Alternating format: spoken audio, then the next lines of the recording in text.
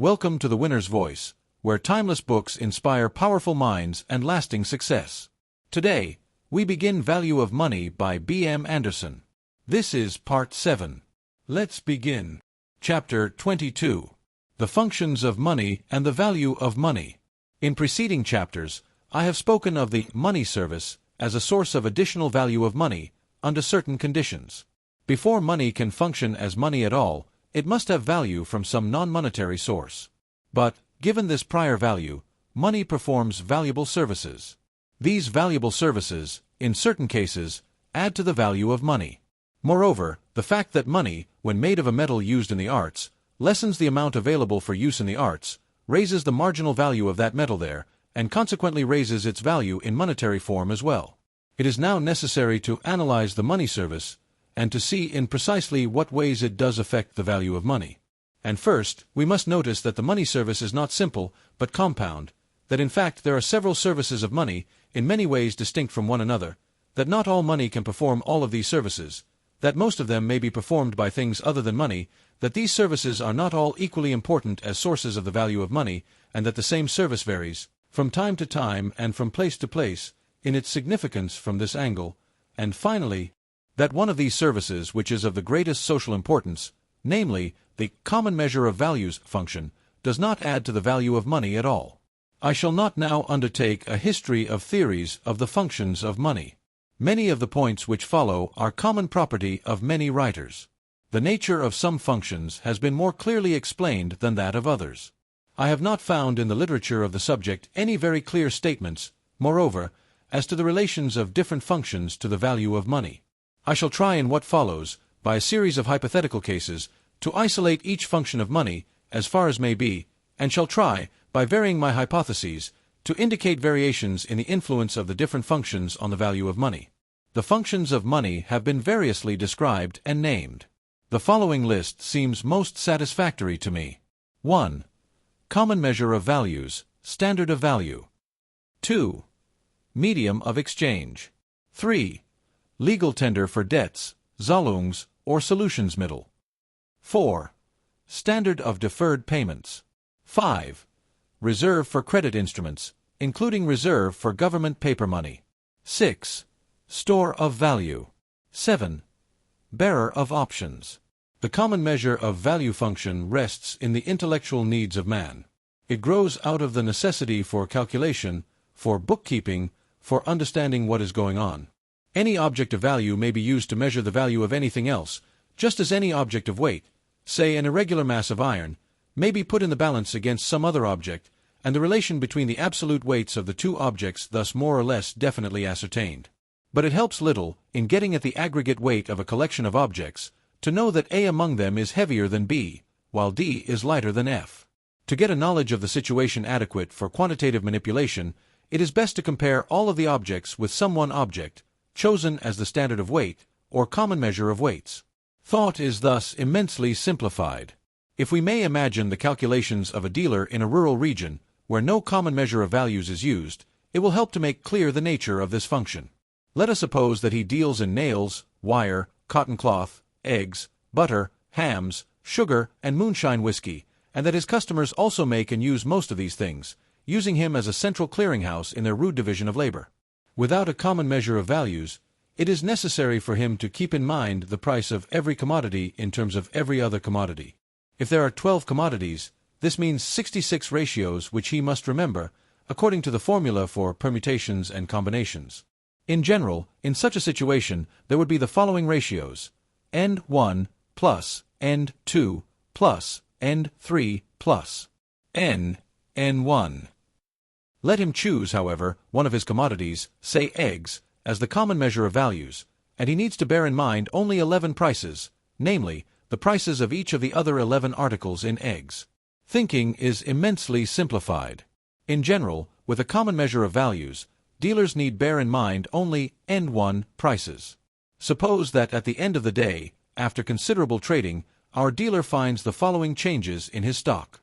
He has gained, he has lost. 8 dozen eggs, 12 pounds. Nails. 3 gallons whiskey, 8 pounds. Wire. 4 hams, 13 pounds. Butter. 5 yards cloth, 10 pounds. sugar. Has his trading been profitable?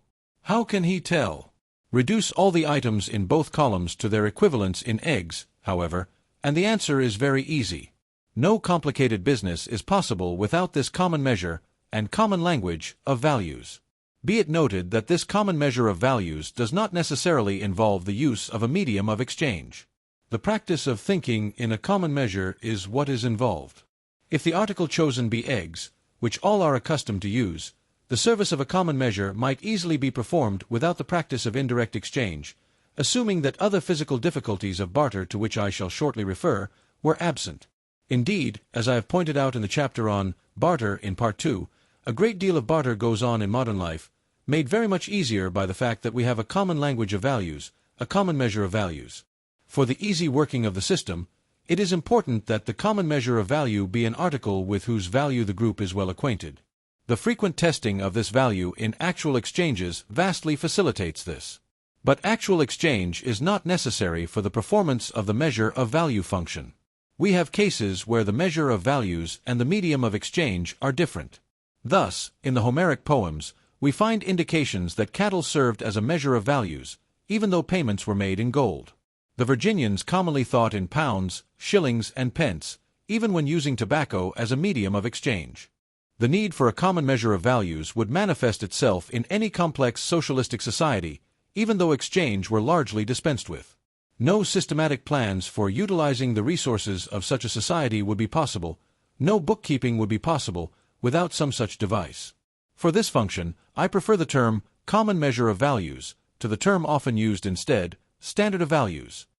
The latter term, as used in connection with the expression standard money, sometimes carries the connotation of money of ultimate redemption, and its main function is thought of as serving in reserves. The reserve function is a separate function, however. It is common to have money made of the standard metal in reserves. But this need not be the case. I would refer once more to the hypothetical illustration developed in the chapter on dodo bones. Gold, not coined, as the standard of value, paper as the medium of exchange, silver bullion at the market ratio with gold as the reserve for redemption of the paper. This may suggest that a distinction may properly be drawn between measure of values and ultimate standard money. The paper money, in this case, would be the thing of which the masses would ordinarily think, so long as the system worked smoothly. And the paper could serve as a measure of values. The case is not unlike the case where a standard yard or standard pound is kept for ultimate reference in a government bureau, while yardsticks or pound weights in the shops and warehouses do the actual measuring. The cases do not, indeed, run on all fours. The measurement of weights and lengths involves physical manipulation. The measurement of values is an intellectual operation made by comparing two objects of value. The comparison may be made in actual exchanges. It may be made by an accountant's estimate. It may be made by comparing the results of several exchanges, in Sorite's form, only one of which involves the ultimate standard measure. The yardsticks actually used may vary more or less, by accident or design, by variations of temperature, etc., from the standard yard.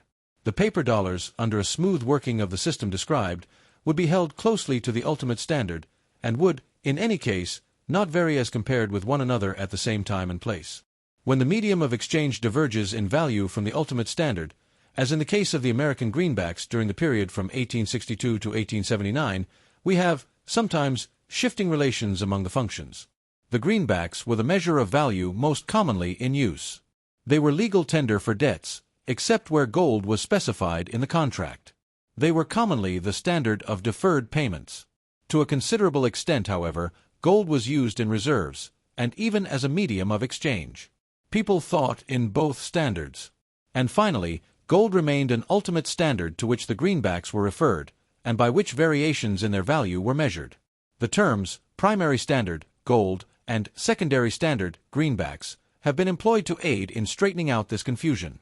I think, on the whole, that the term common measure of values describes the function which I wish to emphasize more clearly than the term standard of values, and I shall, in general, employ it for that purpose. The medium of exchange function grows out of the physical difficulties of barter, rather than out of intellectual needs. The discussion in the preceding chapter of the origin of money has emphasized the nature of the difficulties which a medium of exchange meets. A has an ox, which he wishes to trade for shoes, sugar, and a coat. Neither shoemaker, tailor nor grocer cares to take the ox, however, and, besides, no one of them could supply A with all three of the things he wishes to get. Moreover, even if A should meet a man who had all three things, he would not care to give up the ox for them, since the ox is worth more than all three. If there be a medium of exchange, however, A may sell his ox to the butcher, and take his pay in that medium, which will be something easily and minutely divisible, by coat and sugar and shoes, and take the surplus of his medium of exchange home, waiting for another occasion. The medium of exchange function overcomes the difficulties arising from low saleability of many goods, due to limited number of possible buyers, lack of divisibility, etc., etc. The common measure of values aids greatly in determining the prices, the terms, at which exchanges may be made. The medium of exchange makes possible exchanges which could not be made at all in its absence. The measure of value function does not add to the value of money. The medium of exchange function is commonly a cause of additional value for money. The source of this extra value is the gains that come from exchange. Exchange is an essential part of the productive process, where you have division of labor with private ownership of the instruments of production and private enterprise.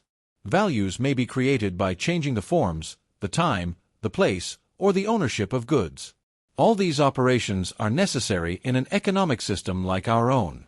Those who possess money are in a position to take toll, in values, from those who wish to get rid of the goods which they have produced, and to get hold of the goods which they wish to consume.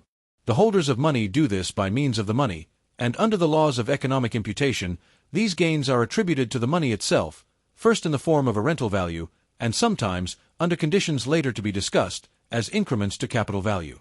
Before giving full discussion to this topic, it will be well to consider certain other functions, which are, or may be, sources of value for money. The reserve for credit instruments function cannot be fully discussed till we take up credit. Provisionally, it may be said that it is a source of absolute value for money, per se, even though the effect on prices may be that, owing to a rise in the values of goods, the prices rise. The fact of credit may even tend to lessen the absolute value of money itself, by lessening the value that comes to money from the medium of exchange function. On the other hand, credit increases exchanges, making possible a vast mass of transactions which without it would not occur at all. Of course, in our hypothetical case above, where the reserve for credit instruments is silver bullion, the reserve for credit instruments function does not add to the value of money at all. The bearer of options function of money is also a source of value for money. It is a valuable service. The man who holds money, waiting his chance in a fluctuating market, anticipates a gain which justifies him in holding his capital without return upon it. Money is not alone in performing this service. High-grade bonds also perform it. They bear a lower yield per annum to compensate. The service of bearing options is itself a part of the yield, and is itself capitalized, in their case. Two 5% bonds, each equally secure, but one of which has a wide market, while the other has a restricted market, will have a very unequal value. This bearer of options function is often identified with the store of value function. The two are properly distinguished. If a man has in mind a definite contingency at a definite future time, for which he wishes to hold a store of value, he may well find that a high-yield bond, or a loan upon real estate, or many other productive investments, will serve him better than money or bonds with wide market. So far as money is concerned, the bearer of options function is much more important than the store of value function today. The reserve of value in liquid form, for undated emergencies, like the war chest at Spandau, or the big reserve accumulated between 1900 and 1913 by the Banque de France, would, from the point of view of this distinction, come under the bearer of option function, rather than the store of value function. The important thing about the distinction is that for one purpose a high degree of saleability in the thing chosen is necessary, while in the other, such is not the case.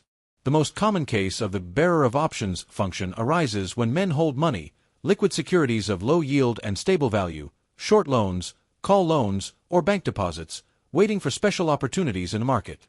The medium of exchange function would exist in a society where business goes always in accustomed grooves, where uncertainty is banished, and where most of the assumptions of static economic theory are realized. If we push static assumptions to the limit, and assume friction of all sort gone, assume that all goods can flow without trouble or expense to the places and persons where their values are highest, etc., even the medium of exchange function would disappear. But if we make our static assumptions a bit more realistic, leaving the friction of barter, but banishing the need for readjustment, and the uncertainties that grow out of dynamic changes, whether caused by growth of population, or changes in laws and morals, or in fashions and tastes, or in technical methods, or by accidents of various kinds, then the medium of exchange function will still remain. Given dynamic changes, we have need for a vast deal more of readjustment and a vast deal more of speculation. I have shown in the chapter on the volume of money and the volume of trade that the great bulk of trading in the United States today is speculation, which increases or decreases with the amount of dynamic change, with its accompanying uncertainty and need for readjustment. The major part of the medium of exchange function arises from this. The whole of it arises from factors which pure static theory is accustomed to abstract from. The whole of the bearer of options functions arises from dynamic change. This is the dynamic function of money par excellence. It is commonly treated by economists as an unusual and unimportant function. Merged with the store of value function, it is frequently treated as of historical, rather than present, importance. In my own view, it is of high present importance. I should count it as in considerable degree a function, using function in the mathematician's sense, of business distrust, waxing and waning in importance as business distrust increases and decreases.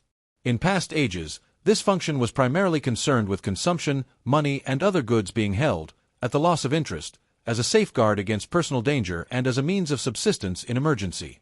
Increasingly today, it is concerned with acquisition of wealth in commercial transactions.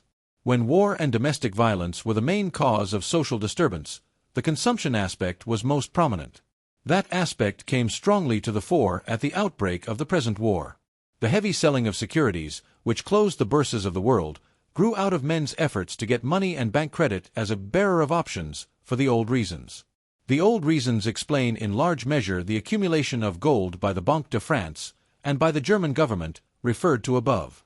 But today, in general, the main purpose of those who use money or other things as a bearer of options is to make gains, or avoid losses, in industry and trade. The man who, in a given state of the market, is afraid to lend, or afraid to invest, forgoes the income which lending and investing promise, and holds his money. The man who sees uncertainty and fluctuation in the market, and expects them to give him bargains in time, forgoes income for a time, and holds his money. The man who has investments of whose future he is uncertain, and who fears to try any other investment for a time, sells what he has, forgoes income, and holds his money. It is not always possible, in discussing the money functions, to preserve the distinctions between money and credit, or money and money in the money market sense. How much difference is made by these distinctions will best be discussed in our chapter on credit. The significance of the bearer of options function is especially manifest, I think, in connection with call loans. The call rate is commonly well below the regular discount rate, or rate for 30-day, 60-day, or 90-day paper. The explanation is to be found, I think, in the fact that the lender of call money does not entirely dispense with its service. He reserves a part of the bearer of options function. To be sure, he will, in practice, have to wait an hour or two, or even more for it, and this may well mean that he cannot take full advantage of an option. But the right to demand money on even 24 hours' notice is more available than a high-grade bond, as a means of meeting rapidly changing situations. This principle will explain, too, I think, why money rates in general, including even 90-day paper, are usually lower than the long-time interest rate on safe farm mortgages, or on real estate mortgages in a city. The 30-day rate will commonly be lower than the 60 or 90-day rate, though exceptions can easily be found, if the 30-day period is to cover a time of active business, which is expected to grow less active during the second or third month. The influence of the bearer of options functions is not the only influence at work on the rates. If it be objected that the long-time interest rate on high-grade railroad bonds or government securities is sometimes lower than current money rates, or just as low, the answer is that these bonds also share the bearer of options function, and that the interest rate on them is, like the money rate, lower than the pure rate of interest. Writers have been accustomed to look for the pure rate of interest, i.e., an interest unmixed with insurance for risk, in the highest grade of government securities. I think that this is a mistake.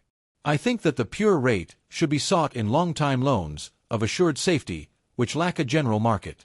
Such loans, at the time they are made, should represent the pure rate for that time. I shall recur to the question of the money rates, and the question of the relation of the money rates to the general rate of interest, in the chapter on credit.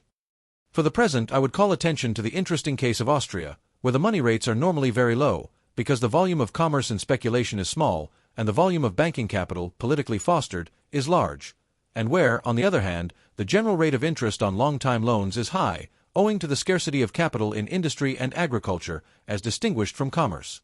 This case may illustrate, incidentally, that even as a long-run or normal tendency, an excess of currency in a country may lead, not, as the quantity theorists contend, to high prices, but rather to low money rates. Austria presents simply a striking case of what I should regard as the general tendency. The money rates and the interest rates tend to approach one another to the extent that paper representatives of many different industries get into the money market, to the extent that industrial investments in general become saleable enough for it to be safe to finance them by means of short-time banking credit. When banks lend on collateral security of corporation stocks to the buyers of those stocks, they are, in effect, financing the corporation itself. Industries differ widely in the extent to which they depend on the money market for their finances. The difference depends often less on the nature of the industry than on the type of the industrial organization. An individual farmer cannot get the bulk of his credit that way. But there is no reason why a well-organized corporation, assuming it's successful in agriculture, might not draw on the money market, even if not so freely as a manufacturing corporation does. For the contention that the money rates for short periods are lower on the average than the rates on longer loans, and that the call rates are, on the average, well below all-time rates, there is abundant statistical evidence. From 1890 to 1899 in New York City, the average rate on 4 to 6 month paper was 5.99%. The average rate on 60 to 90-day paper was 4.58%. The average call rate was 3.29%.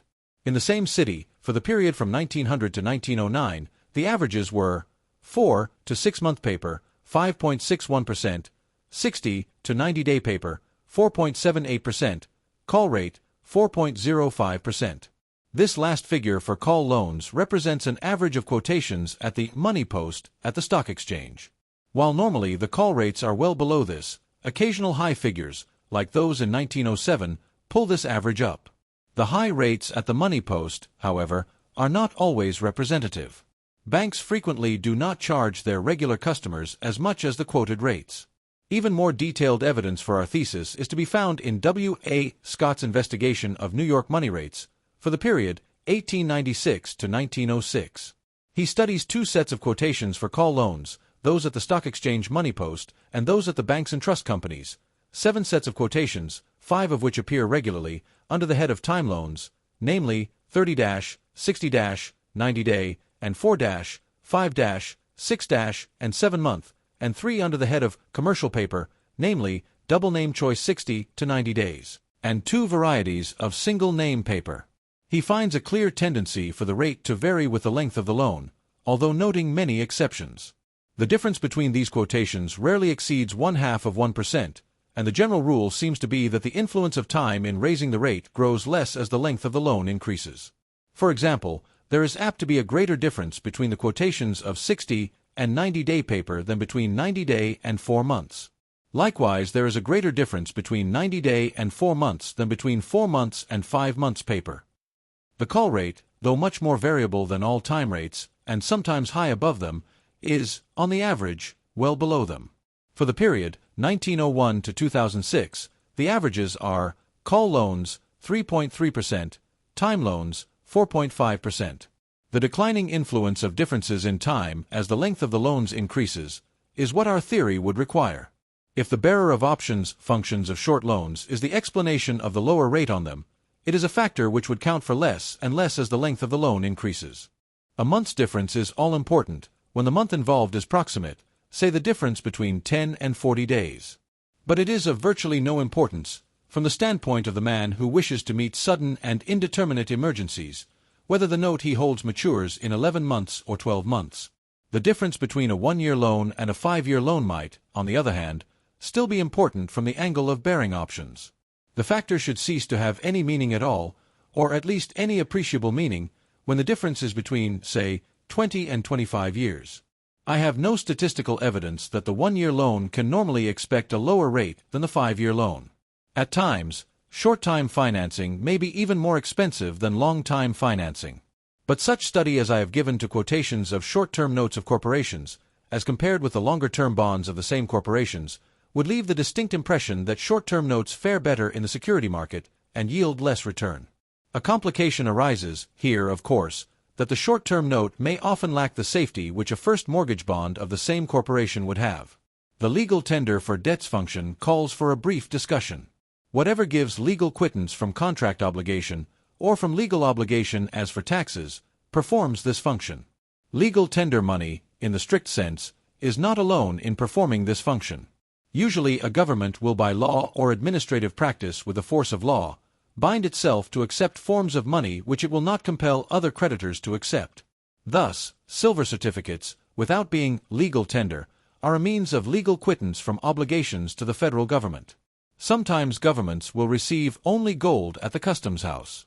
This was true in the greenback period, when greenbacks were legal tender, but not good for payments of customs duties. The reader who is interested in refinements of the legal distinctions among different kinds of money will find the thing elaborately worked out by G. F. Knapp in his Staatliche Theorie des Gelds. But legal tender money is not always an adequate means of quittance. If the contract calls for corn, or wheat, or Northern Pacific stock, the best legal tender money is a poor substitute. Witness the corner in Northern Pacific in 1901. It is doubtless true, as Davenport points out, that all contracts, whatever they call for, may be ultimately met, under the common law, by money damages, but that does not mean that a man can maintain his solvency or position in business by offering money when Northern Pacific is designated in his contract. Doubtless even their money will free him, at a price, but Northern Pacific stock is at least more convenient for the purpose. A man does not need money to get free from debts, even when money is required by the contract.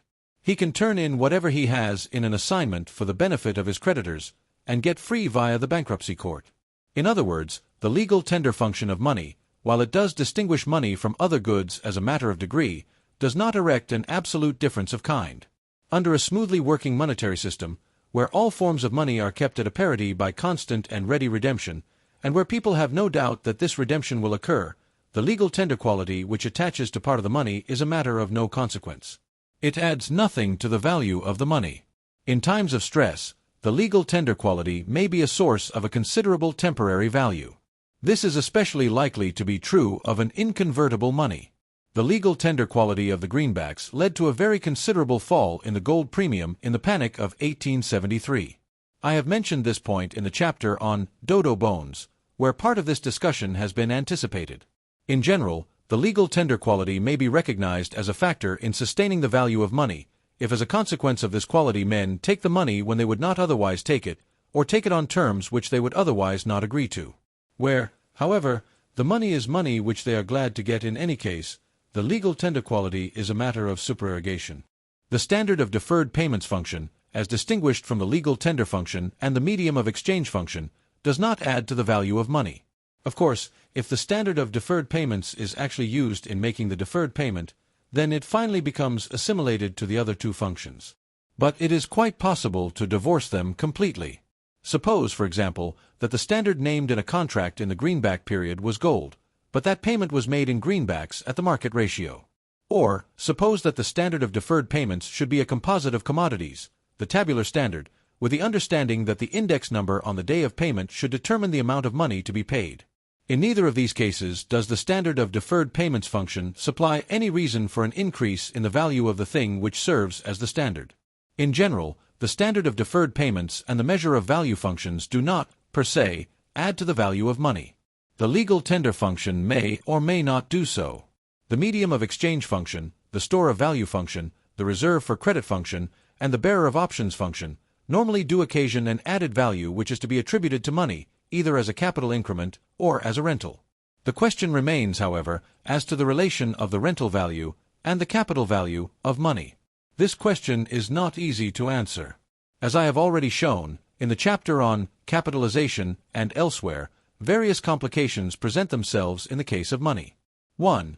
In the case of money, the rental and the prevailing rate of interest at which rentals are discounted to make a capital value are not independent variables, but tend to vary together.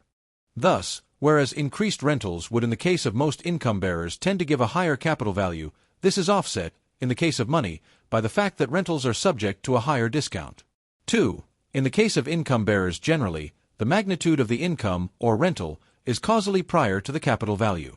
The capital value, in our illustration of the candle, the disk and the shadow on the wall, is the shadow, while the rental is the disk.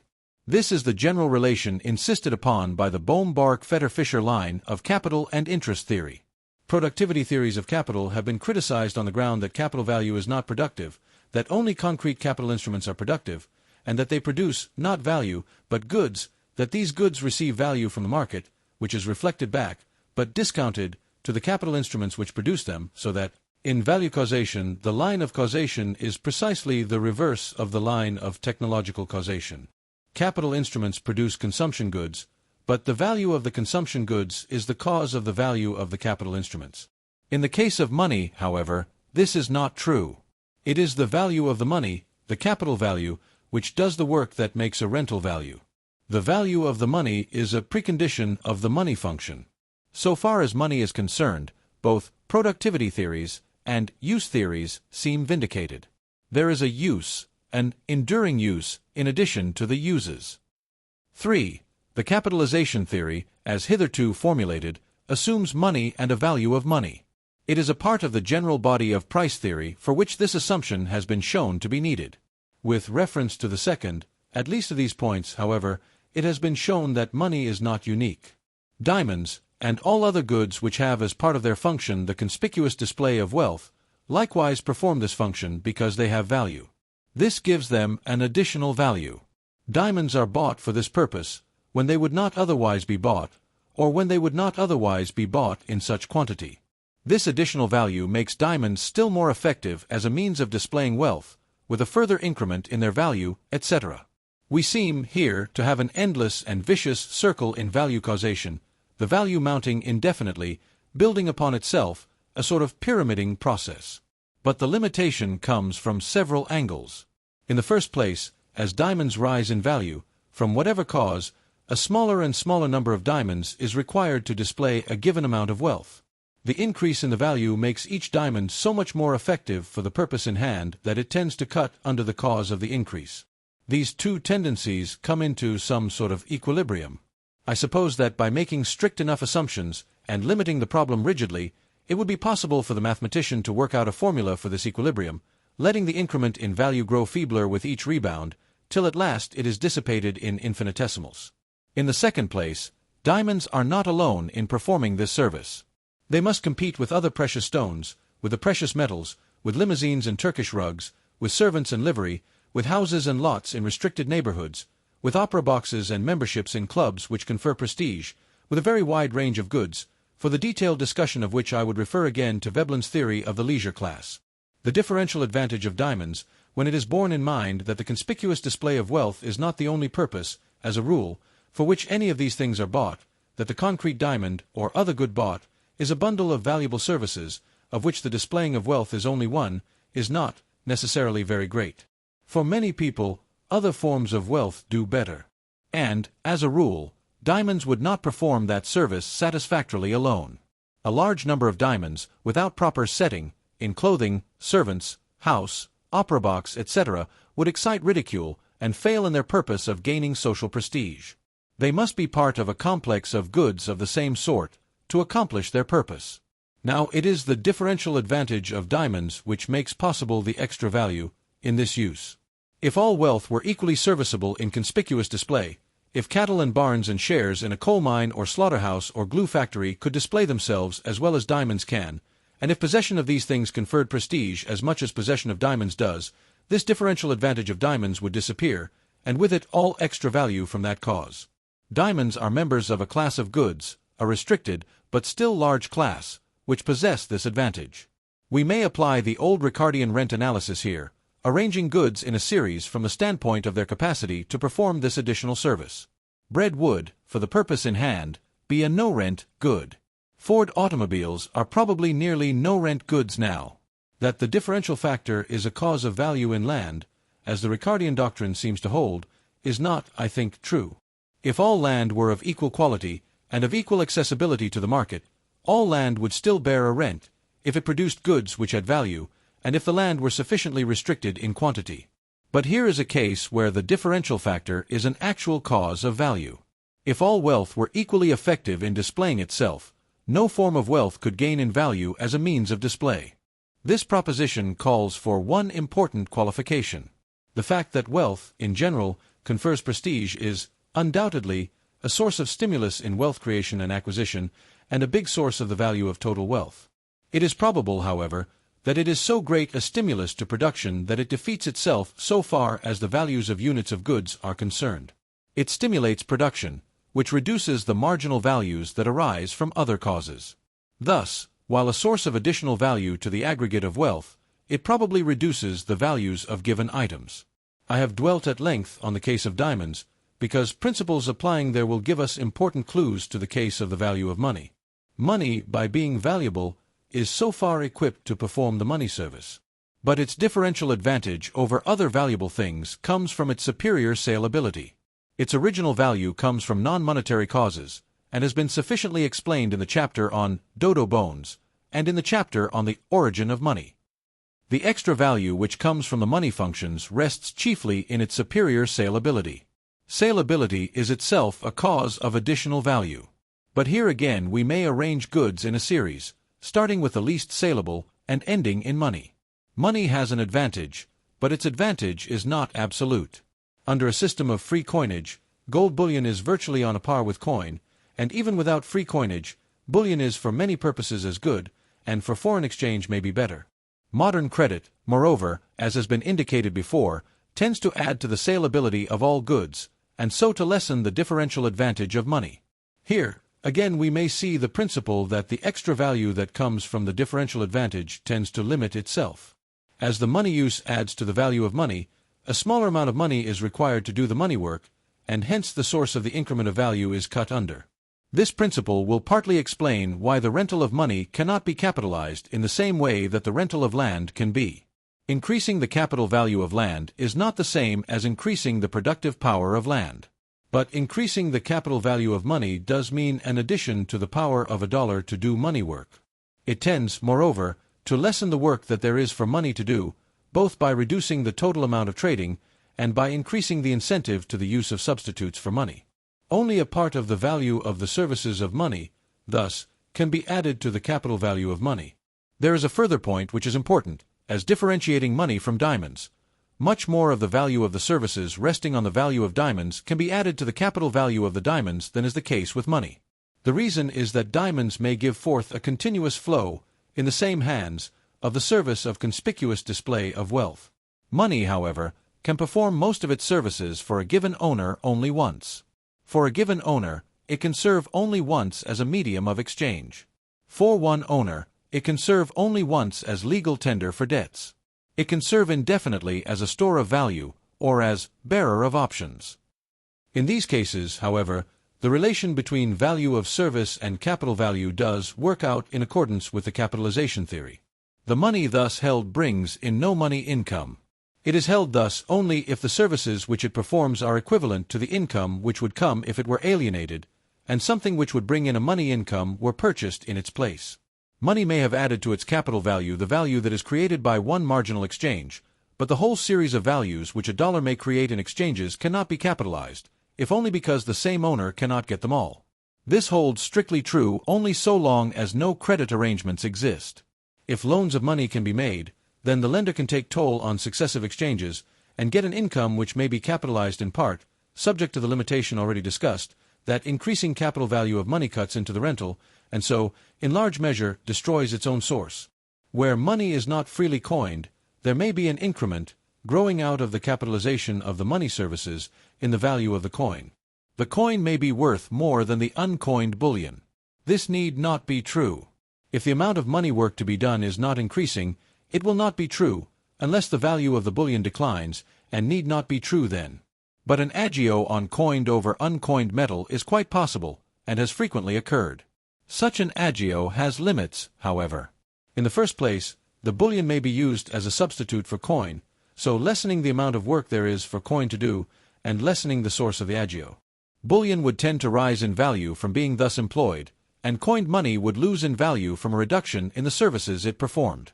Further, anything which has more than ordinary saleability may be used as a substitute, in one or another capacity.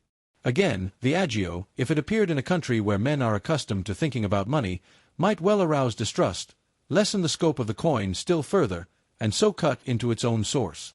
But such agios have appeared, and while a pure case, where the sole source of the agio is the values created in the money functioning, is hard to find, I think it is not to be questioned that cases where this is part of the explanation have arisen.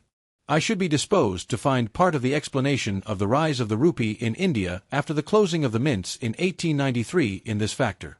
There seems to be evidence, however, that Laughlin is right, in part, in ascribing the rise to an expectation of the adoption of the gold standard. Modern money, in general, however, rests on a system of free, even where not strictly gratuitous, coinage. Coined metal thus rarely gets, save to a limited extent or temporarily, an agio over uncoined bullion. Uncoined bullion is acceptable in a host of places where coin would otherwise be used, particularly in reserves for credit instruments. Bullion is even superior in international trade as a medium of exchange. Credit paper, particularly bills of exchange, is superior to both in international exchange as a medium of exchange because of various reasons of economy. Such paper is even used in reserves in many places, particularly by the Austro-Hungarian Bank. The fact of free coinage means, substantially, that the state has made the money form a free good. How much value is thereby destroyed we may best see if we ask precisely how much the money form could mean at the limit.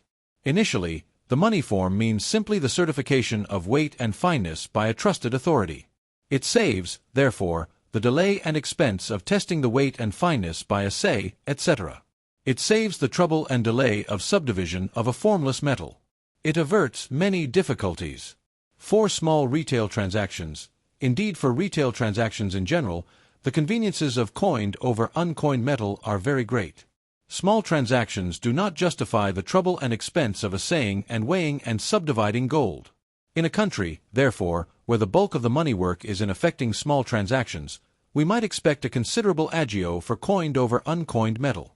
This would be especially true if that country had few facilities for credit substitutes for the coin, particularly for small transactions. In a country like the United States, however, where checks are often drawn for amounts less than $1, and where the bulk of the gold, or standard money, is to be found, not in circulation but in reserves, one need not anticipate that the medium of exchange function would give a big agio to gold coin, even if free coinage ceased. So long as coinage means merely a certification of weight and fineness, this conclusion will hold. For purposes of large transactions, the item of weighing and assaying would not be serious. Indeed, American banks are accustomed to weigh even gold coin, in quantity.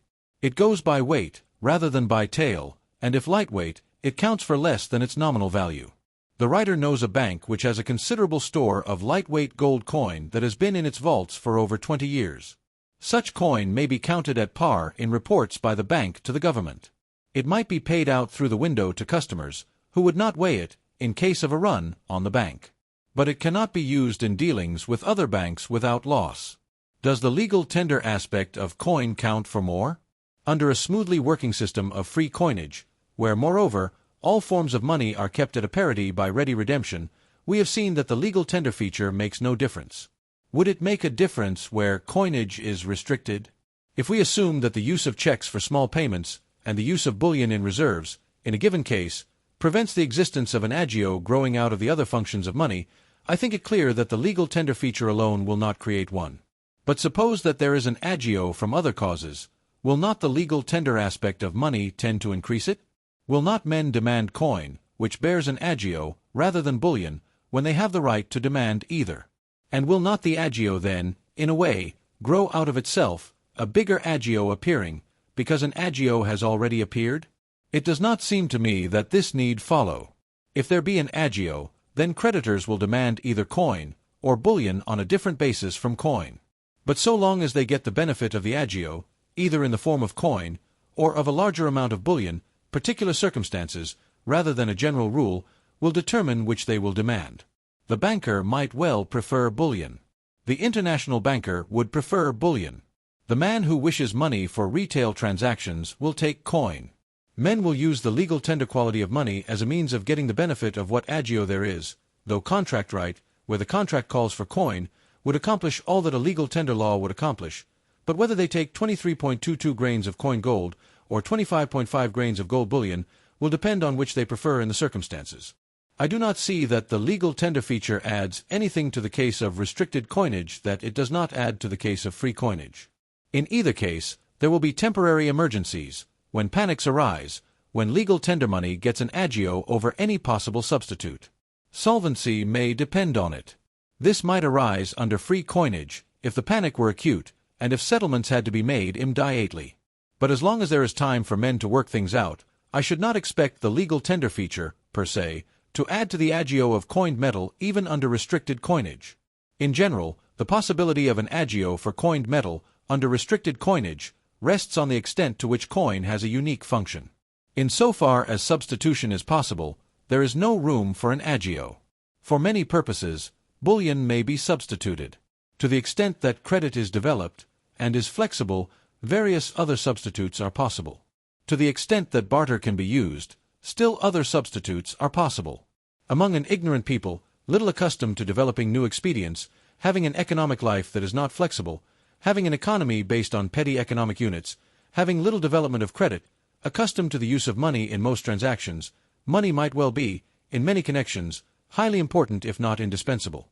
In England, before the war, where no banknotes under £5 were in circulation, and where small cheques were little used, an agio on coin might appear if coin got so scarce as to be inadequate for retail trade, but for bank reserves bullion would have served virtually as well as coin, and with the stock of coin she had at the time, England could have gone on for a long time indeed with no more agio than just enough to prevent the melting down of the coin.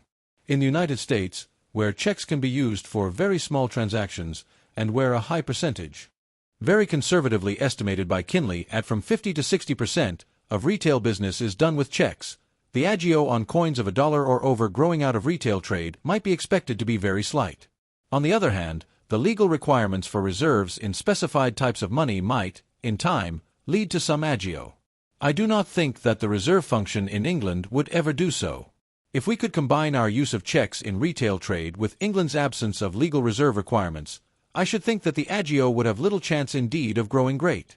If to this could be added Canada's extensive use of small elastic banknotes, the chance would be still less. If banknotes of $1 could be issued, the agio would be less still.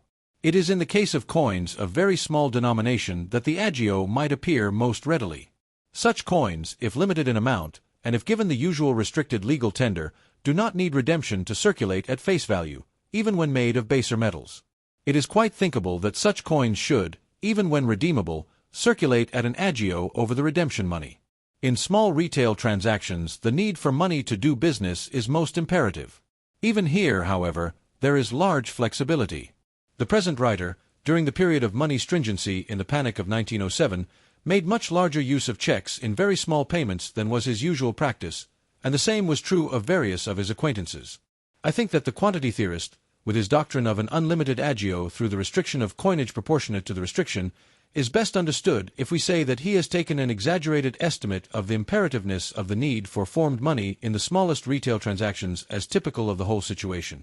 I have elsewhere shown, however, that, insofar as Kinley's figures for 1909 give us a clue, the total retail trade of the United States is less than 1/11th of the total of all transactions calling for the use of money and checks.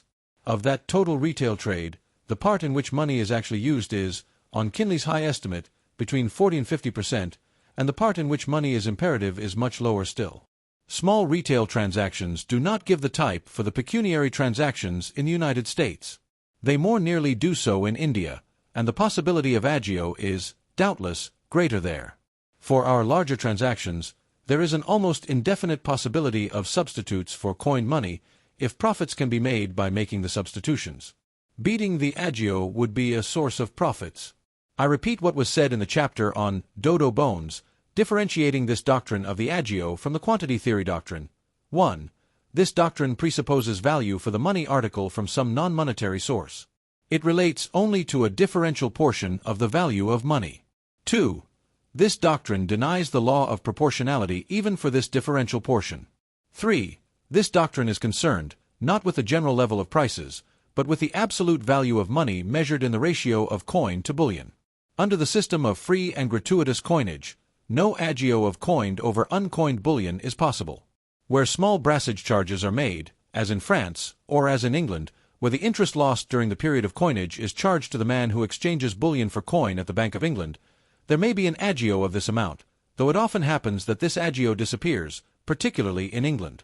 So perfectly is bullion a substitute for coin in England, that the Bank of England will often forego its privilege of taking the slight toll in interest, and will credit men depositing bullion with as much as if they had deposited coin. From what has gone before, as to the possibility of an agio, I conclude that the United States, England, Canada, and possibly France would be unable to make large brassage charges. If the brassage charge were much larger than the charges made by reputable and well-known jewelers for assaying and weighing, etc., there would be a large substitution of bars for coins, and the mints would have little to do. However, it needs no arguing that with free coinage, and either very low or no brassage charges, the value of bullion and of coin will, quality for quality and weight for weight, be virtually identical, within a narrow range of variation. What, then, shall we say of the way in which the forces drawing gold from the arts into money manifest themselves? How describe the equilibrium between the value of gold as money and the value of gold in the arts? How construct intersecting curves, presenting a marginal equilibrium? The problem is baffling, and I frankly confess that what I shall have to say does not satisfy me. I hope that some critic may solve the problem better. I can point out the difficulties of the situation, and can indicate reasons why the sort of solution which the economist's training in marginal analysis leads him to desire are not easily found. But I fear that I shall fail to satisfy the demand for an application of curves to the problem. The first difficulty is that we are barred from the use of our yardstick. Money is the measure of all things in economic theory, except money and gold bullion. Of course, there are economic values other than those of gold which do not actually come into the market, but even there we can commonly, by the accountant's methods, make use of the money measure. In very high degree, our conventional curves of all sorts run in money terms, and assume a fixed value of money. Clearly the money curve of diminishing value for gold would tell us nothing. The value of gold might sink as its quantity increased, but then the value of the money unit would sink pari passu, and so the curve, with ordinates expressed in numbers of dollars per ounce, would not sink. The value curve of gold, expressed in money, is a straight line, parallel to the x-axis. Possible substitutes in the form of abstract units of value, or of composite units of goods, of an assumed fixed value, will have to be used if anything is used, but they are less satisfactory in the application, and leave the analysis a good deal less realistic. If this were all, the problem would be easy. But there is a second difficulty. We find the factors requiring gold as money, if summed up in a curve, presenting themselves as a call for the temporary rental of the gold. The money functions are performed, in general, not by keeping gold, and getting an endless series of uses from it, as in the arts, but by passing it on, sooner or later. Even in the case of the reserve function, the bearer of options function, and the store of value functions, it is not expected to hold the gold indefinitely. Always there is the anticipation of some time when it will be passed on again. A curve for gold in the monetary employments, therefore, would be a curve showing the diminishing values of rents, or particular services rather than a curve for capital values. The curve for gold in the arts, however, would be a curve showing the diminishing capital values of units of gold, as the supply in the arts is increased. The two curves do not run in common terms. But another and more fundamental difficulty. In the case of wheat, we may construct our curve free from complications, in idea at least. On the baseline, we lay out quantities of wheat. For each quantity of wheat, we erect an ordinate, a sum of money, or a number of abstract units of value, as the case may be. Connecting these ordinates, we have a curve, showing how the value, or the money price, of wheat descends as the quantity of wheat increases. Given the shape of the curve, and given the number of bushels of wheat, the marginal value of the wheat is given. In idea, at least, it does not matter, for the shape of the curve, whether the amount of the wheat is great or small, whether the marginal value of the wheat is low or high. If there are 10,000 bushels only in the market, wheat will be worth $5 per bushel. With 100,000 bushels, it is worth 40 c. The fact that there are 100,000 bushels does not lessen the magnitudes on the higher portions of the curve.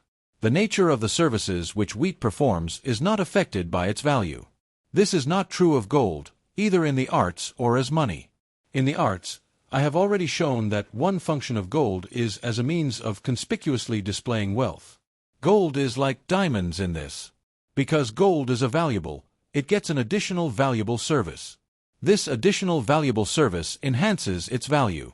The thing is checked, however, before an endless circle is created, by the fact that as gold rises in value, a smaller amount of gold will display a given amount of wealth. The value curve for gold in the arts, therefore, is not a simple thing like the curve for wheat. It turns upon itself in ways that I see no graphic device for presenting.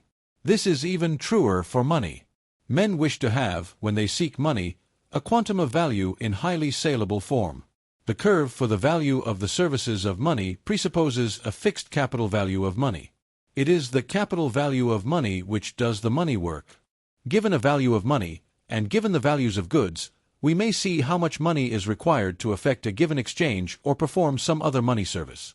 Then, knowing how much value will be created by each exchange or other money service, we may arrange the services in a series, a scale of descending importance, and get a curve.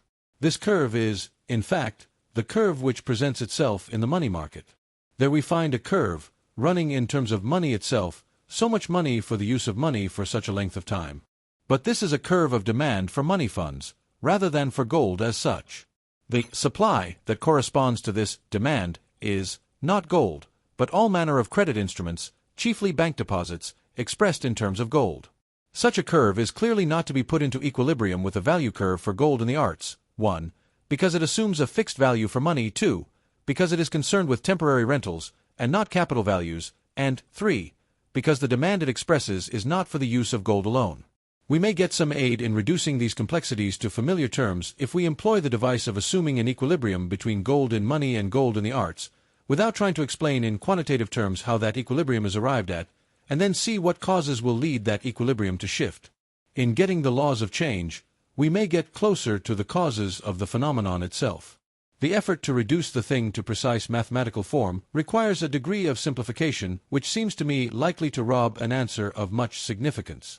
Assuming that the equilibrium is reached, we may see what factors would tend to cause gold to go into the money use, and what factors would tend to draw gold into the arts use. We may also see how these changes from one side or the other would modify the value of gold. Assume that a manufacturing jeweler has extra demand for his products. His products, of course, are composites of gold, labor, and other raw materials, etc., but part of the extra value that comes to his products attaches itself to the gold that is in them. He now has an incentive, which was lacking before, to melt down full-weight gold coin in his possession, or to buy gold bars which might otherwise have been coined. To buy the gold bars, however, probably means that he must have accommodation at the bank. He borrows from the bank the amount he needs, giving a short-time note, since he expects to make up his gold and market it in a fairly short time. The paper of manufacturers of gold will commonly stand well in the money market, and this is especially true of those in whose hands the gold is not worked up into such specialized forms that the value of the bullion is a minor matter. I find it necessary to refer frequently to the money market, though a full analysis of money market phenomena cannot come till after our discussion of credit. If he must borrow to get the gold, then the money rates will come into comparison with the profits he expects to make from working up the gold. This will usually be true even if he melts down gold coin already in his possession. He might deposit that gold, and so reduce his expenses at the bank, either buying back his own discounted paper or getting interest on daily checking account.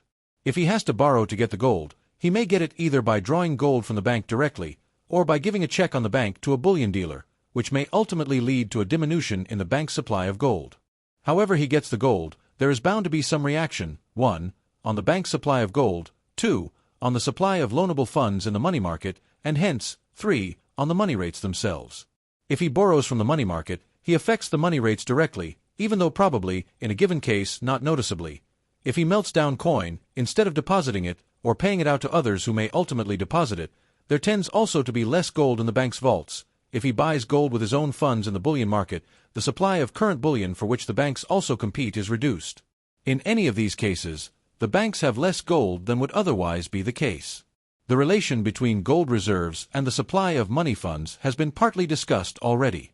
We have seen that there is no proportional relation, as Fisher and other quantity theorists contend.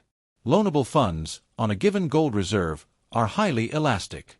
But the elasticity calls for higher money rates, and higher money rates tend to reduce the volume of trading and check the demand.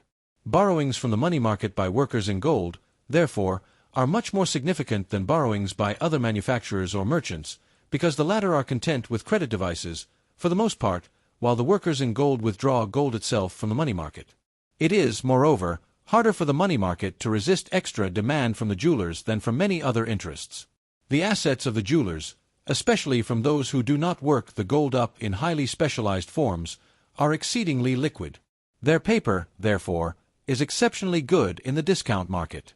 Usually, too, the larger jewelry houses have specially good general credit and high reputation. There is, then, less disposition for the market to look askance at an unusual supply of their paper than would be the case with many other sorts of paper.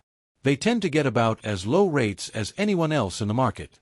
A money market under centralized control seeking to protect its gold might tend to raise discount rates on jewelers' paper, but a competitive money market is very unlikely to do so. An increase in the value of gold in the arts would, thus, reflect itself pretty quickly in the money market, first in the form of added value for the services of money, and then, secondly, in an increase in the capital value of money. Indeed, an increase in the value of a single rental is an increase in the capital value also, since the value of the single rental is one portion of the capital value. Not only does it mean a higher capital value for gold, but it consequently tends to mean a higher price. It does mean a higher price for present money as compared with future money. It tends, also, to mean a higher price of money in terms of other goods. Meeting higher money rates, all borrowers tend to borrow less, and to buy less, to offer less money for goods. It need not follow, however, that the rising value of gold reduces prices. The rise in the value of gold in the arts may well be a manifestation of a general rise of values. General prosperity, rather than causes affecting the value of gold in the arts alone, may have occasioned the increasing demand for gold in the arts. This would mean rising values for goods at large. It might well be, therefore, that the rise in the values of goods would offset the rise in the value of money, and that prices of goods would rise at the same time that gold is being withdrawn from the money market to the arts. Business in general, as well as the jewelers, may be making increased demands on the money market. This would tend still further to raise the money rates. It would also, however, tend to increase the supply of money funds. Commercial and industrial paper, in a time of buoyancy and expansion, is particularly acceptable to the banks, and they are likely to expand their loans despite the failure of gold reserves to keep pace. They simply get along with smaller reserves. Higher money rates in such a case tend to reduce the volume of business, but need not actually reduce it, if there are bigger profits than before anticipated in business transactions. Not absolute money rates, but money rates in relation to anticipated profits from the use of money, are significant. There is large room here for flexibility, elasticity, etc. There is much slack to be taken up by the money rates, much slack in the fluid substitutes for money in various functions, and much slack to be taken up by the volume of trade. But all this will best appear after our discussion of the money market. I have said enough to indicate the character of the factors immediately determining the equilibrium between gold in the arts and gold in the money employments. In the preceding discussion, also, I have discussed the more fundamental factors governing the value of gold in both employments. The problem of translating the fundamental theory of value into money market terms, and of translating the phenomena of the money market into terms of fundamental values is not easy. Most of our value theory in the past has been concerned with individual psychology, Crusoe economics, trading in small markets with a few buyers, barter transactions, etc. It has been abstract and unrealistic.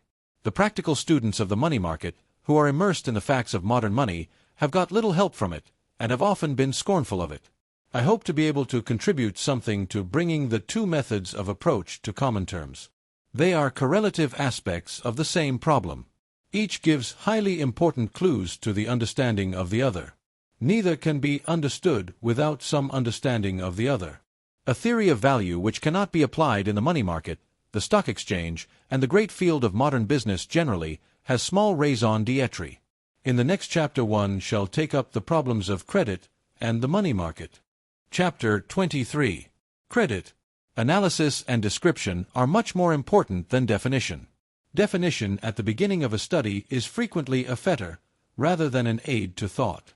This is especially true in a field where phenomena overlap and interlace, and where the pure principle, essence, or reason of the thing defined never presents itself, but is only to be reached by violent abstraction.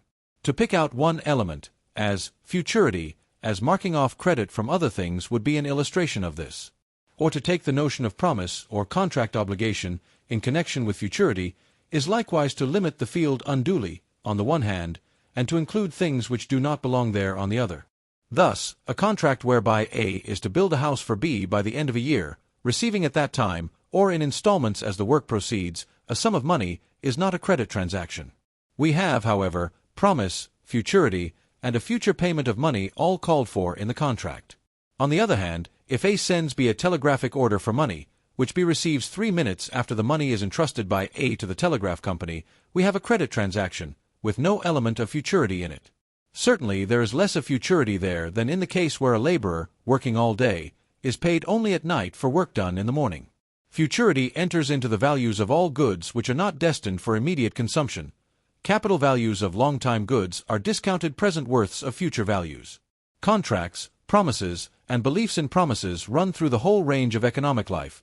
The domestic servant, paid weekly, illustrates all three. Yet only a special class of these economic activities are commonly counted as credit transactions. Credit is really a part of the system of economic value relations, not easily marked off in economic nature from the rest. Its clearest differentia are juridical rather than economic. It will be the purpose of the present chapter, in part, to blur, rather than to make precise, the line between credit and non-credit in economic phenomena, and to assimilate the laws of credit to the general laws of value. This will involve, however, a careful analysis and precisioning of certain phenomena commonly counted as credit phenomena. Buying and selling on the one hand, borrowing and lending on the other, the distinction seems clear. It is in law. But what is it in economic nature? When a merchant discounts his own note at the bank, it is borrowing. When he discounts the note of another, his debtor, it is selling. If he writes before his endorsement of the note, without recourse, unusual at a bank, but common enough with real estate mortgage notes, he has made a perfect sale and is entirely out of the transaction. Is it, however, in economic nature a different transaction from the original one in which he got the note from a borrower? Legally, bonds are credit instruments, and stocks are not. Stocks represent ownership. But practically, as an economic matter, both represent the alienation of control, on faith, to a small group of men, and practically, too, the difference between preferred stocks and bonds is often very slight. Whatever the legal rights of a bondholder, under the terms of his contract, the legal fact itself often is, under the growing practice of receiverships, that he cannot exercise his right to foreclose without such difficulty that it doesn't pay to do it. Very frequently, indeed, the junior bondholder will come out of a reorganization as simply a preferred stockholder, which is what he practically was all the time. He couldn't vote as a bondholder, but his voting rights as a stockholder commonly mean little. As a bondholder, if he held enough bonds, he might even have more influence on the affairs of the corporation than as a stockholder. The market is moved by other forces than the legal distinctions in corporate contracts. And market facts are not necessarily correctly told by the accountant's categories either. I shall trouble myself little, in what follows, with the juridical and accountancy problems of credit, save in so far as these bear directly on the more pertinent economic aspects of the matter. I am interested in the question of credit as a part of the problem of value and prices, and particularly from the standpoint of the problem of the value of money. What difference is made in values and prices by lending and borrowing? What kinds of lending and borrowing are there? What shall we say of banknotes, of bank deposits, of bills of exchange? What difference is made by the money market? Behind the legal forms and the technical methods, what are the psychological forces at work? How are these psychological forces modified by the technical forms and methods? What are the economic differences between long and short-time loans? How shall we draw the distinction between the money rates and the long-time interest rate on capital? Why can some things serve as collateral in the money market when others cannot? What sorts of credit are appropriate to commerce, to manufacturing, to agriculture? Is credit capital? Is an increase in credit an increase in values? The last two of these questions imply that we have a definition of credit. Perhaps the answers to some of the other questions may have given us such a definition. But analysis and description will precede definition. The etymology of credit has sometimes been taken as the clue to the meaning of the word for economics, and the idea of confidence or belief has been made the heart of the matter. A man has good credit when others have confidence in his integrity, etc. Men lend to others when they can trust them to repay. Doubtless something of this sort was responsible for the original choice of the word. But when loans are made on good mortgage security, or on collateral security, the personality of the borrower may count for little or nothing. Confidence there is, but not confidence in the intentions of the borrower. The confidence is in the goodness i.e., the value and marketability of the collateral. The same questions are raised by the lender here which he would raise if he were going to buy the thing, instead of lending with it as security. Nonetheless, I think that in the etymology of the word we have an important clue. We must generalize the notion, however, beyond the limits of confidence in personal intentions. It involves confidence in the general economic situation, in the future of business, in the permanence of values, in the certainty of future incomes, etc. Thus viewed, the element of confidence, though important in highest degree, is not peculiar to the phenomena which we call credit phenomena in economics. It appears wherever there are values which depend on future events. One does not need much confidence in buying potatoes or apples or meat, though in the case of meat quite a lot of confidence may be involved, and misplaced. But whenever the future is involved, whenever capital values of any kind are involved, lands, stocks, bonds, houses, horses, manufacturing equipment, etc., the element of belief, confidence, hopeful attitude toward the future is quite as much present as in the case of a loan. Nor is the element of personal confidence less present, often, in these things than in the case of a loan. Very often the value of a horse may depend in considerable degree on the integrity of the man who offers it for sale. The value of a piece of land may be much enhanced if a trustworthy owner makes certain statements as to the yields he has got from it. The values of stocks, really credit instruments, from the angle of economic analysis, may depend very much on the personality of the organizers and managers of a corporation. Personal prestiges may count for much more in these cases than in the case of a collateral loan. Further, in connection with the element of belief or confidence, borrowing is expensive, and men do not borrow for amusement. That borrowing and lending may increase, it is not enough that lenders have confidence in the ability of borrowers to repay. Borrowers must also have confidence in the future of their businesses, in their ability to make enough out of the loan to pay the expense involved, and have a surplus left over. I abstract here from consumption loans. They play a very minor role. The analysis in an earlier chapter, based on Kinley's figures, showing that retail trade is less than 1/11 of the total pecuniary transactions in 1909, and that the percentage of credit instruments used in retail trade is much lower than in other transactions, will justify us, when quantitative questions are involved, in abstracting from consumption loans. Since such loans will be chiefly employed in retail buying, and since we know that most retail buying does not result from loans for consumption purposes, we may conclude that modern credit is overwhelmingly of a different sort. Most of it arises from business activities of one kind or another, and rests on expectation of profit and loss. Such loans are not made when borrowers, as well as lenders, have not confidence in the transactions they mean to put through. So far the thing has run in terms of individual calculation of profit and loss. But even the most sagacious businessmen do not play a lone hand. No one is uninfluenced by the expectations and feelings of others. In general, business confidence is in large degree a matter of social psychology, resting on suggestion, contagion, etc., as well as on cool calculation of profit and loss. Even where men are able in considerable degree to free themselves from the prevailing optimism or pessimism, they must take it into account. The man who extends his business when nobody is in the mood to buy, when no one will make contracts with him, runs a very fair chance of bankruptcy, even though there be, in the technical facts of industry, no reason for the prevailing pessimism. A man with large resources, which are not fully employed, seeing that the prevailing bad business is largely psychological, may, indeed, take advantage of the fact, get his labor and raw materials cheaply, and produce some staple in advance of his market. If he can afford to hold his surplus, he may make large profits by so doing. But usually businessmen will not, in such a situation, have the surplus resources to enable them to put through such an undertaking, and hence, even though they may recognize that the rest of the business world is irrational, they must, perforce, conform to its irrationality, and their sober estimate of the prospects of a given undertaking may be just as much adverse as if they shared the feeling of gloom which all about them feel. They meet it from the banker from whom they wish to borrow. Even if able to borrow, they meet it from the dealers to whom they are accustomed to sell their products. The prevailing gloom is as much a fact with which they must reckon as is the price of their raw materials, or the technical qualities of those raw materials. Further, business confidence is not a matter in which each man counts one. There are centers of prestige, men and institutions whose attitude toward the future counts heavily indeed in determining the attitudes of others. These prestiges may arise from various causes. Recognized wisdom and probity may give a man great prestige in economic matters. There are financial writers and students of the market, not necessarily men of great wealth, whose opinions are exceedingly influential in making business confidence. The wisdom without the probity is not enough. Some men, known to be sagacious students of the market, have been known to succeed in their plans by telling the truth, with the result that everybody else did the wrong thing. They made business confidence, but not the sort that was complimentary to them. Other men have prestige, influence in making business confidence, by virtue of possession of large wealth. They are, first, in position to lend largely. Their decisions count directly for more than the decisions of thousands of other men.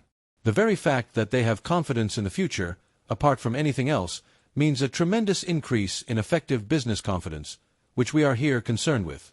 The optimism of a man who can neither buy nor sell nor borrow nor lend, because he himself has no economic resources and no prestige, is like the desire of a penniless beggar for an economic good.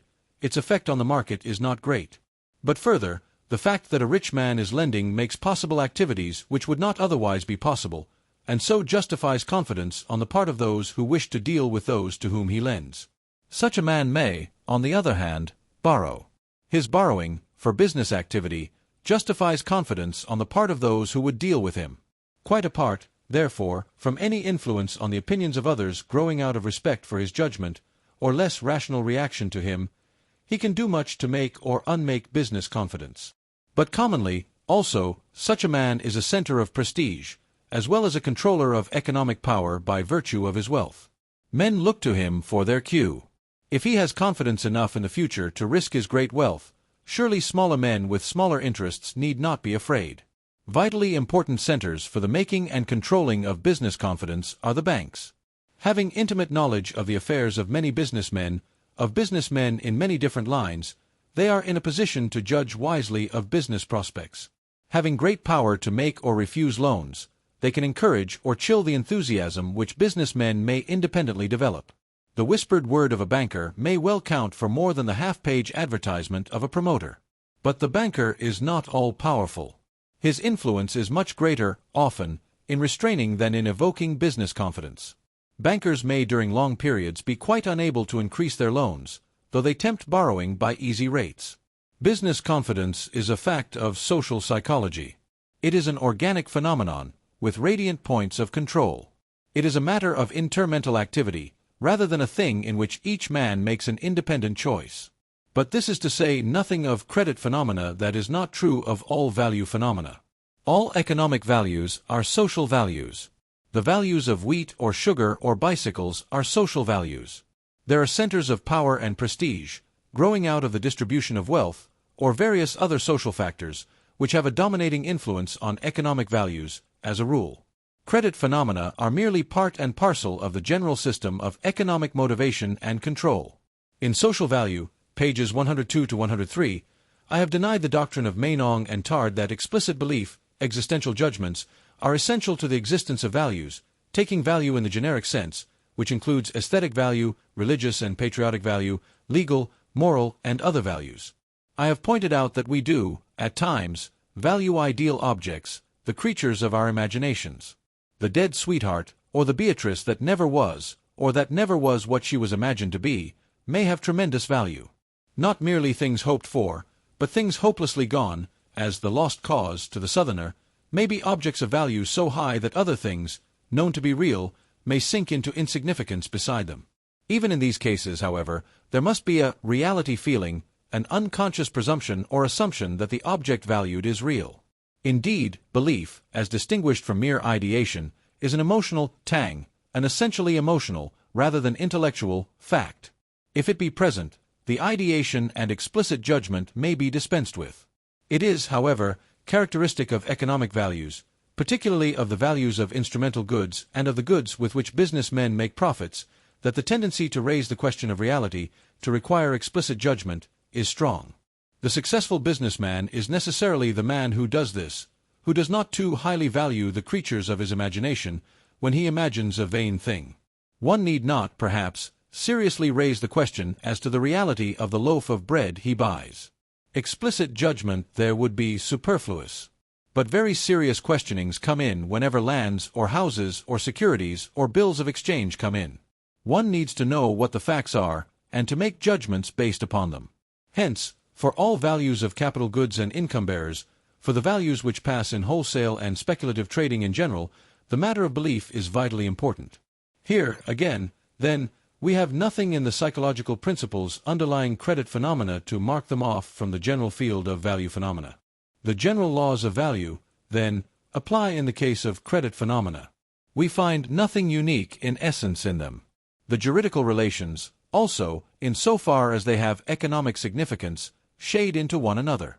To buy a bond from a bondholder is purchase and sale. To pay a borrower money for his personal note is lending. But from the standpoint of the theory of value and prices, this distinction may be ignored. We may extend the idea of buying, selling, and price to cover all contracts where values are balanced against values, and expressed in terms of each other. Future money has its price in present money, just as much as present wheat has its price in present money. Really, it is not future money against present money. It is a case of rights, which involve the payment of money in the future, sold for money, and priced in money. In general, it is rights, rather than things, which pass in economic exchange. Physical delivery does not constitute selling. Delivering a load of wheat to a railroad does not constitute sale of the wheat to the railroad. Selling a farm does not involve any physical moving of the farm. Rights, in personam or in rem, are objects of economic value, and the exchange of these rights makes up the bulk, if not the whole, of economic exchange. Exchange may be limited to the transfers of juristic rights, without value being so limited. I have discussed the relations of value and exchange in the chapter on value above. Property rights are commonly conceived of as the proper objects of buying and sale. Contracts involving the future services of free men stand legally on a different footing from contracts regarding physical goods. But economic analysis is not greatly concerned with these distinctions, except in so far as they affect the values of the things exchanged, and so the terms of the exchanges. I do not believe that the legal distinctions can be made to run on all fours with any significant economic distinctions, and shall not undertake to make them do so. In the phenomena we have simply cases of buying and selling, in a generalized sense of those terms, of rights, at prices, by a very slight extension of the term, price, to which the market is well accustomed. The terms of these exchanges, the prices, are governed by values, social economic values, in no wise different from the values which govern the prices in exchanges which we do not class as credit transactions. I say that credit phenomena are exchanges of rights. This is true of all exchanges. We do not exchange rights for money. We exchange rights to other things for rights to money. The mere physical transfer, even of money, does not give rights to the money. I may merely be giving you the money for safekeeping, or for use for my purposes. While the law makes the rights to money that has left the hands of its owner less lasting, as against innocent third parties, than in the case of other objects, and while the right to money is always, or almost always, met by returning other money of equal amount, even in the case of money it is a right, and not a mere physical transfer, that is significant. Our problem regarding credit is, then, much simplified. We have simply to pick out certain economic exchanges to which the name of credit transactions has been applied, a various and heterogeneous set of exchanges, in many ways, and study them to find their peculiarities. These peculiarities will not make them exceptions to the general laws of value. They will make them merely special cases. To find essential principles marking off credit transactions, at large, from non-credit transactions is an exceedingly difficult thing. There are more differences among credit transactions themselves than there are between the genus credit transactions and the class of things not called by that name. Thus, monthly payments of rent, of wages, of college professor salaries, are not commonly called credit transactions. The monthly payment of grocery bills, or of telephone bills, involves credit. Where is a real difference to be found? On the other hand, between book credit between grocer and patron on the one hand, and a banknote or deposit credit on the other, the difference is large, in many practically important ways. Between a call loan and a 10-year agricultural mortgage note, the differences are even greater. One may be disposed to find the differences between credit transactions and non-credit transactions in the fact that the former stipulate a definite sum of money, due at definite times. This would partly differentiate a bond, say, from a stock. The bond not merely calls for stipulated yearly payments, but also calls for a definite payment at the end. This would, however, exclude British consols from the list of credit instruments. British consols differ from safe preferred stocks in legal, rather than in economic, ways. Legally, they are alike in that no terminal payment is called for. Practically, they are alike in that annual regular sums may be expected. It may at least be said of credit transactions that stipulated money payments, either at a different time or a different place, are called for. This would include the telegraphic transfers of funds, and would exclude the case where A, a farmer, does a day's work for B, a neighbor, for the promise of a day's work in return at a later season. The latter transaction involves many of the elements that definitions of credit have included, but I think that we may at least limit our conception of credit transactions to transactions within a money economy, where money, as a measure of values, functions in the calculations. Shall we, however, limit credit transactions to cases where a stipulated amount of money is named in the contract, for a stipulated time? Shall we exclude contracts where the payment of money is made contingent on anything? By contingency here I mean legal contingency. This test would exclude the highest grade preferred stock. It would include the shakiest bonds that contained, in the terms of the contract, no contingency. But where, then, would one place such an instrument as the Seaboard Airline Adjustment 5% bonds, which may default in a given year half of the interest, if it is not earned, and which yet call for the payment of the principal at a stipulated time? What shall we say of borrowing and carrying transactions on the stock exchange? Is not the loan of stocks a real credit transaction? Ordinarily, when stocks are put up as collateral, one thinks of the money as being lent, and the stock merely as a pledge. But in the case of borrowing stocks by a bear to deliver next day, the transaction is definitely thought of as a loan of stock. It is sometimes paid for, the bear paying the bull a premium, instead of receiving interest on the money he has turned over to the bull as a pledge. The more usual thing is, of course, for the bull to pay the bear interest. But in a contract like this, there are many contingencies. As the stock rises in value, the bear must lend more money to the bull. If the stock falls, the bull must return part of the money to the bear. Both times and amounts are here contingent, even though in the end the amounts lent and repaid balance. Call loans, of course, do not call for payment at a stipulated time, and the same is true of bank deposits and banknotes, and of many other forms of credit. Interest on deposits in mutual savings banks is contingent, legally, as to amount. Are insurance policies credit instruments? What of endowment policies? It is easy to draw legal distinctions in all these cases, but to show that definite and uniform economic consequences flow from these legal distinctions is quite impossible. Rather, it is easily possible to show that uniform or certain economic consequences do not, in general, flow from them. I shall refrain from the effort to give a general, fundamental definition of credit. I shall rather discuss certain of the more important types of what have been called credit, with a view to seeing what bearing they have on the problems with which this book is concerned, the value of money, and prices. The general class of transactions to which the name, credit transactions, has been applied may be roughly designated as transactions in which the consideration on one side, at least, is the assumption of a debt, running in terms of money, though not necessarily to be paid in actual money, payable either at a future time or at another place. Objections can be found to this definition. It does not meet the fundamental test of a definition that, for the purpose in hand, it should seize upon the essential and unique characteristic of the things marked off. I am not sure that it meets the tests of inclusiveness and exclusiveness even for those transactions which we call credit transactions. Thus, if A and B go to the bank together, and A there buys B's horse, standing in front of the bank, giving B in return a check, which B immediately cashes in the same room where the check is drawn, the idea of different time or different place is not realized in any but a technical sense. In drawing the check is, of course, assuming a debt. The check, if repudiated by the bank, becomes a note, which A must pay. A, moreover, is paying B, not with money, but with the transfer of a claim on the bank, and the fact that his check, if unpaid, becomes a note is not the main fact about the check. Understanding our definition of credit to cover this case also, however, and attaching no fundamental importance to the definition save as a means of marking off a class of more or less related phenomena which we mean to discuss, the definition will serve.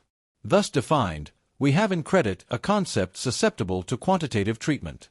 Debts, in terms of money, can be summed up, and we may have the concept of the volume of credit as the sum of such debts at a given time, or through a given period of time, or as an average through a period of time. We may distinguish credit transactions from credit, defining credit as the volume of debts, and credit transactions as transactions in which the debts are passed in exchange. This would be to broaden the notion of credit transactions beyond the usual conception, since it would include transactions in which A sells, without recourse, B's note to C. It would also include cases where bonds are sold. It would exclude cases where stocks are sold, since they are not legally debts. Some would prefer to limit the notion of credit transaction to transactions in which there remains some contingent responsibility on the part of the one who uses the credit instrument, but this would be to deny the name credit transaction to cases where banknotes or government paper are used in payments, as well as to deny it to the case where bonds are sold. It is not important, for my purposes, to draw a sharp line about the concept credit transaction, however. And about the concept credit itself, I have drawn a line resting on a legal, rather than an economic, distinction. Within the field of credit, thus defined, we may single out for a special consideration certain forms of demand or short-time credit, particularly bills of exchange, banknotes and bank deposits, and merchants' book credit. We shall also have something to say regarding long-time credit, including bonds and mortgage notes that have no general market. All these debts in terms of money, to which, in the aggregate, we have given the name volume of credit, have grown out of exchanges. Exchange is here used in a wide sense, and is not confined to the case where goods or services are bought and sold. It is an exchange if a man gives his note to a banker in return for a deposit credit. But, on the assumption that exchanges are made only when gains are to be realized, it follows that all debts, and so all credit, have been created in view of anticipated gains, or to avert anticipated losses. In a society where everything is in equilibrium, a static state, where there are no transitions to be effected, where there is no occasion for speculation, and where exchanges of lands, etc., are negligible, the volume of all exchanges, including those where debts are passed in exchange, would be small. The occasion for the creation of the debts which make up the volume of credit would not be nearly so numerous as under dynamic conditions. The volume of credit, in other words, is largely a function of dynamic conditions, even though credit would exist in a static condition of economic life.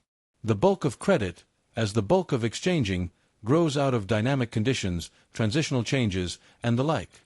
This will be clearer when we raise the question as to why debts are created, as to what function debts perform in economic life. Why should a man borrow? Let us suppose that a farmer has 600 acres of land. He wishes to sell 100 acres, and use the proceeds in buying equipment for his farm. But he finds it difficult to sell the 100 acres. There is no ready market. He can sell it immediately only at a great sacrifice. By waiting and looking industriously for a customer, or by engaging a real estate dealer to do so, he could finally find a buyer, but the thing is slow and uncertain, and he wishes to get the equipment at once.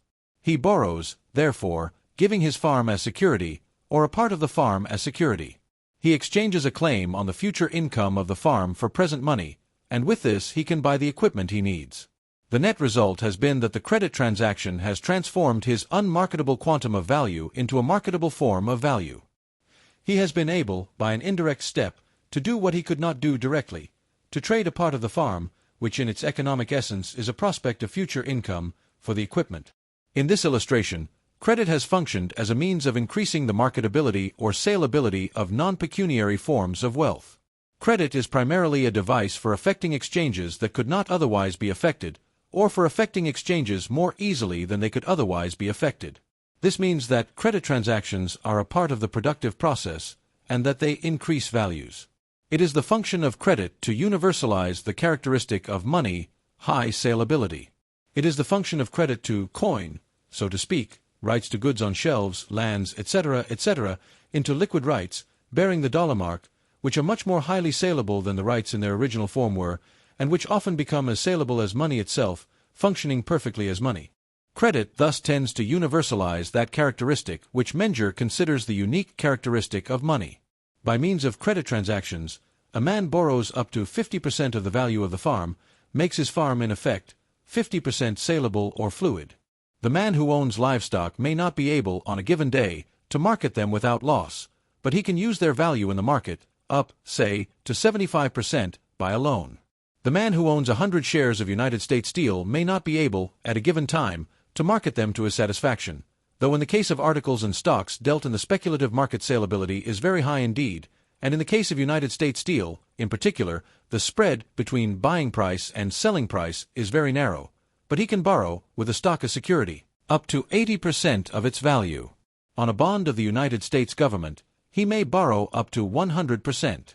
The process of creating credit is a process of transforming rights from unsaleable to saleable form.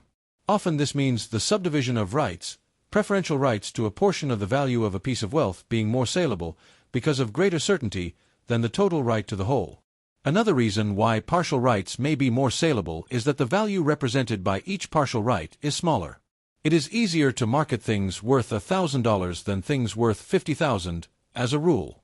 In any case, a chief economic function of credit is, the chief function for our purposes, to make fluid and saleable articles of wealth other than money, to universalize the quality of saleability.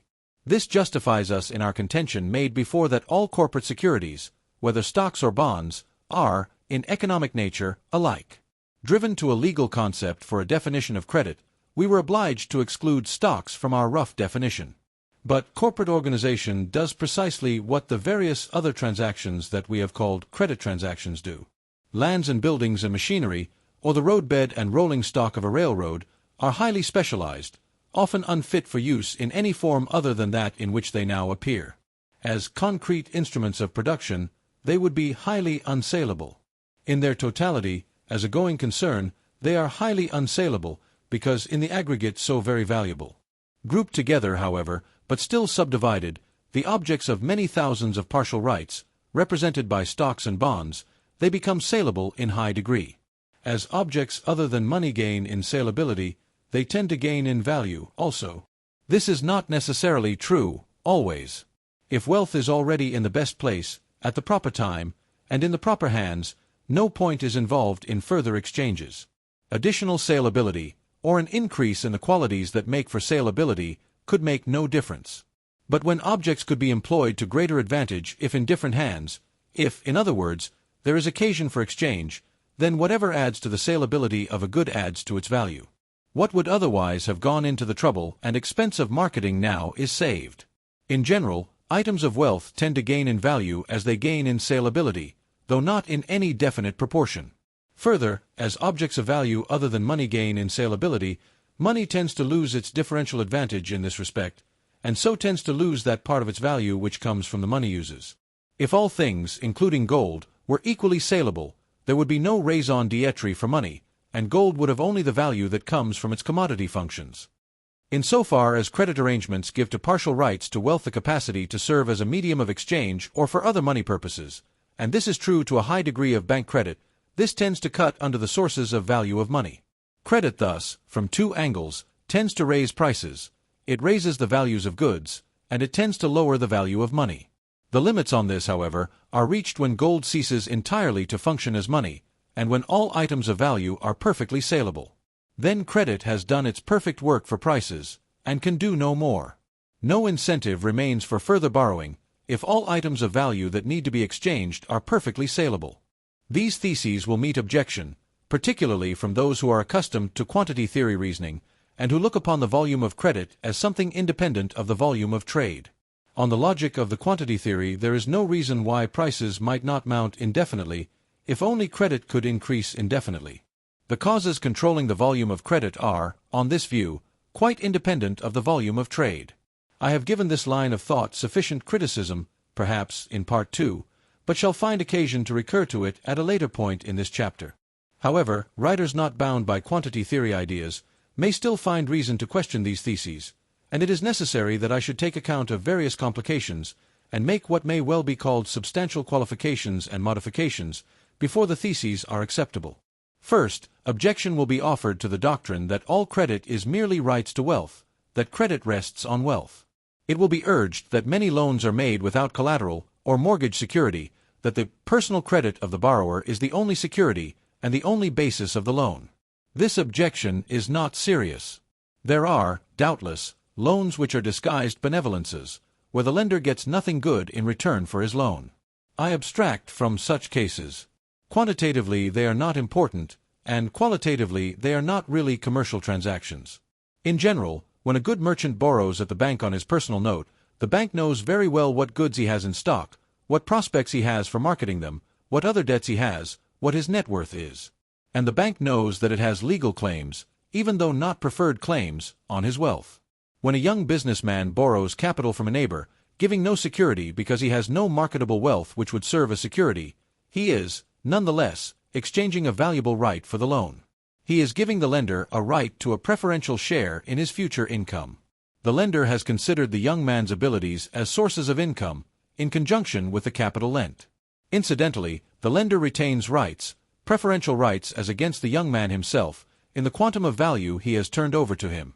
If a young man borrows the resources with which he buys a farm, the lender takes a mortgage on the farm itself.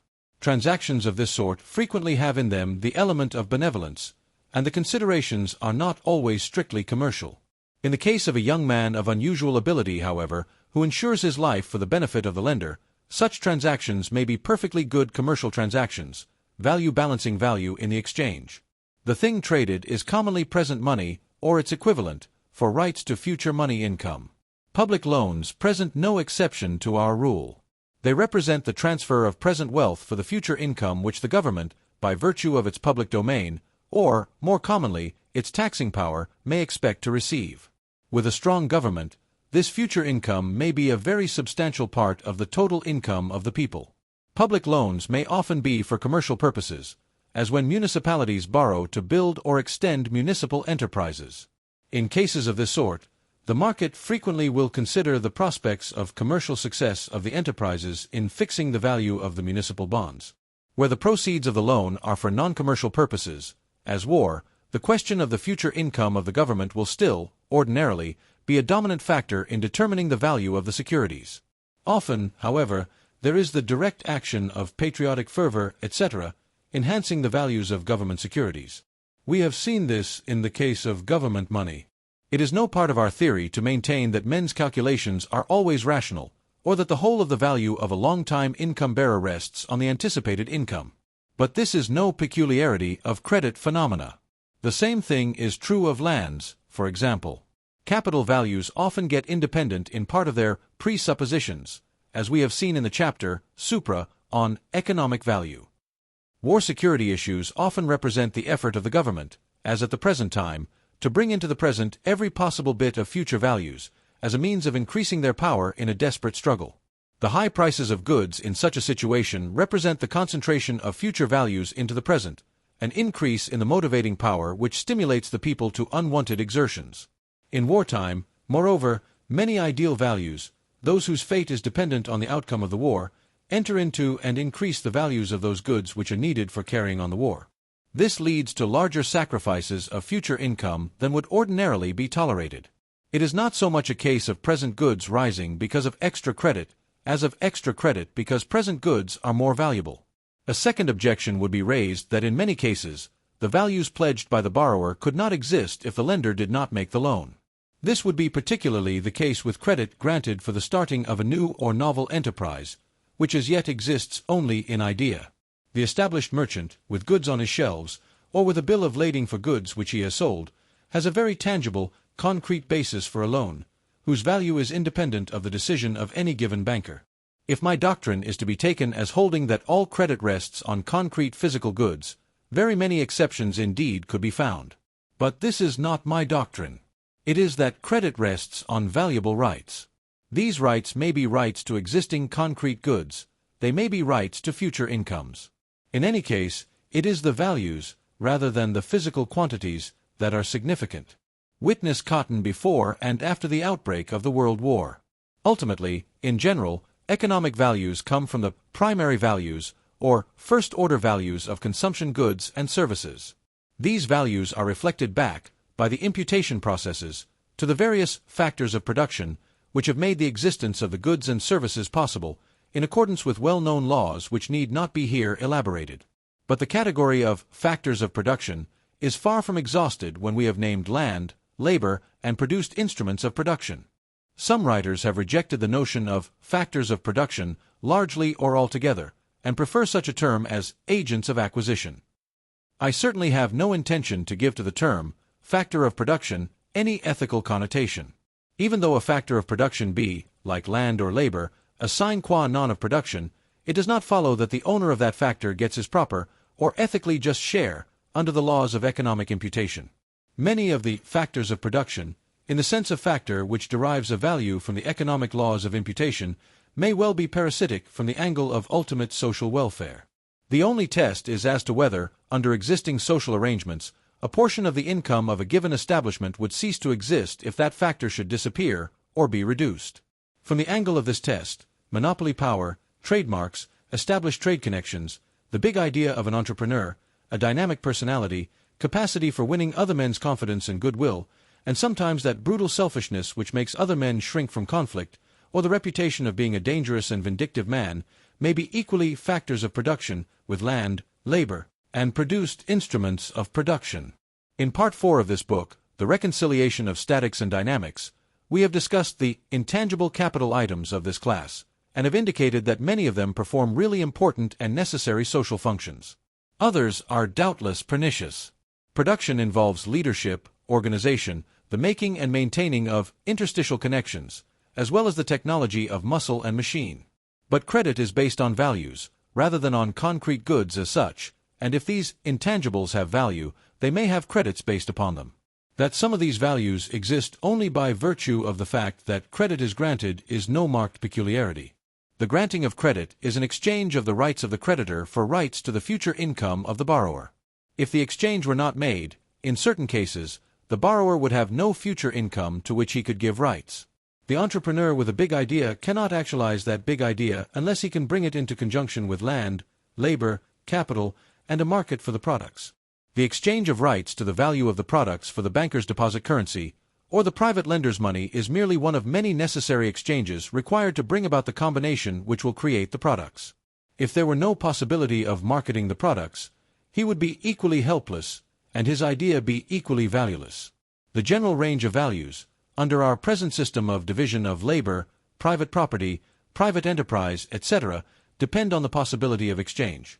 Men produce for the market, rather than for their own consumption, or for the consumption of a communist society. Without exchange, many values would persist, but most values would at least be diminished. Exchange is part of the productive process.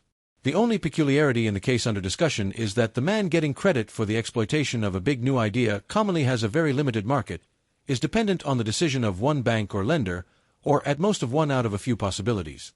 The narrower the market, the more dependent are the values of things that must be exchanged upon the decisions of a few men. Wheat is free, virtually, from individual caprices, though even there a big operator may organize a pool and temporarily affect the value very greatly. But the immediate power of a few men on values is increasingly great as we get closer to those things which are unique, which are capable of only specialized employment, and which call for the cooperation of elaborate and expensive systems. And, of course, the influence of individual caprice, or individual decisions, on all values grows greater as wealth and power are concentrated. Economic social value is an institutional value, specially weighted and controlled by individuals, classes, and institutions. Joseph Schumpeter, in his Theorie der wirtschaftlichen Entwicklung, has made much of the role of the banker in economic evolution.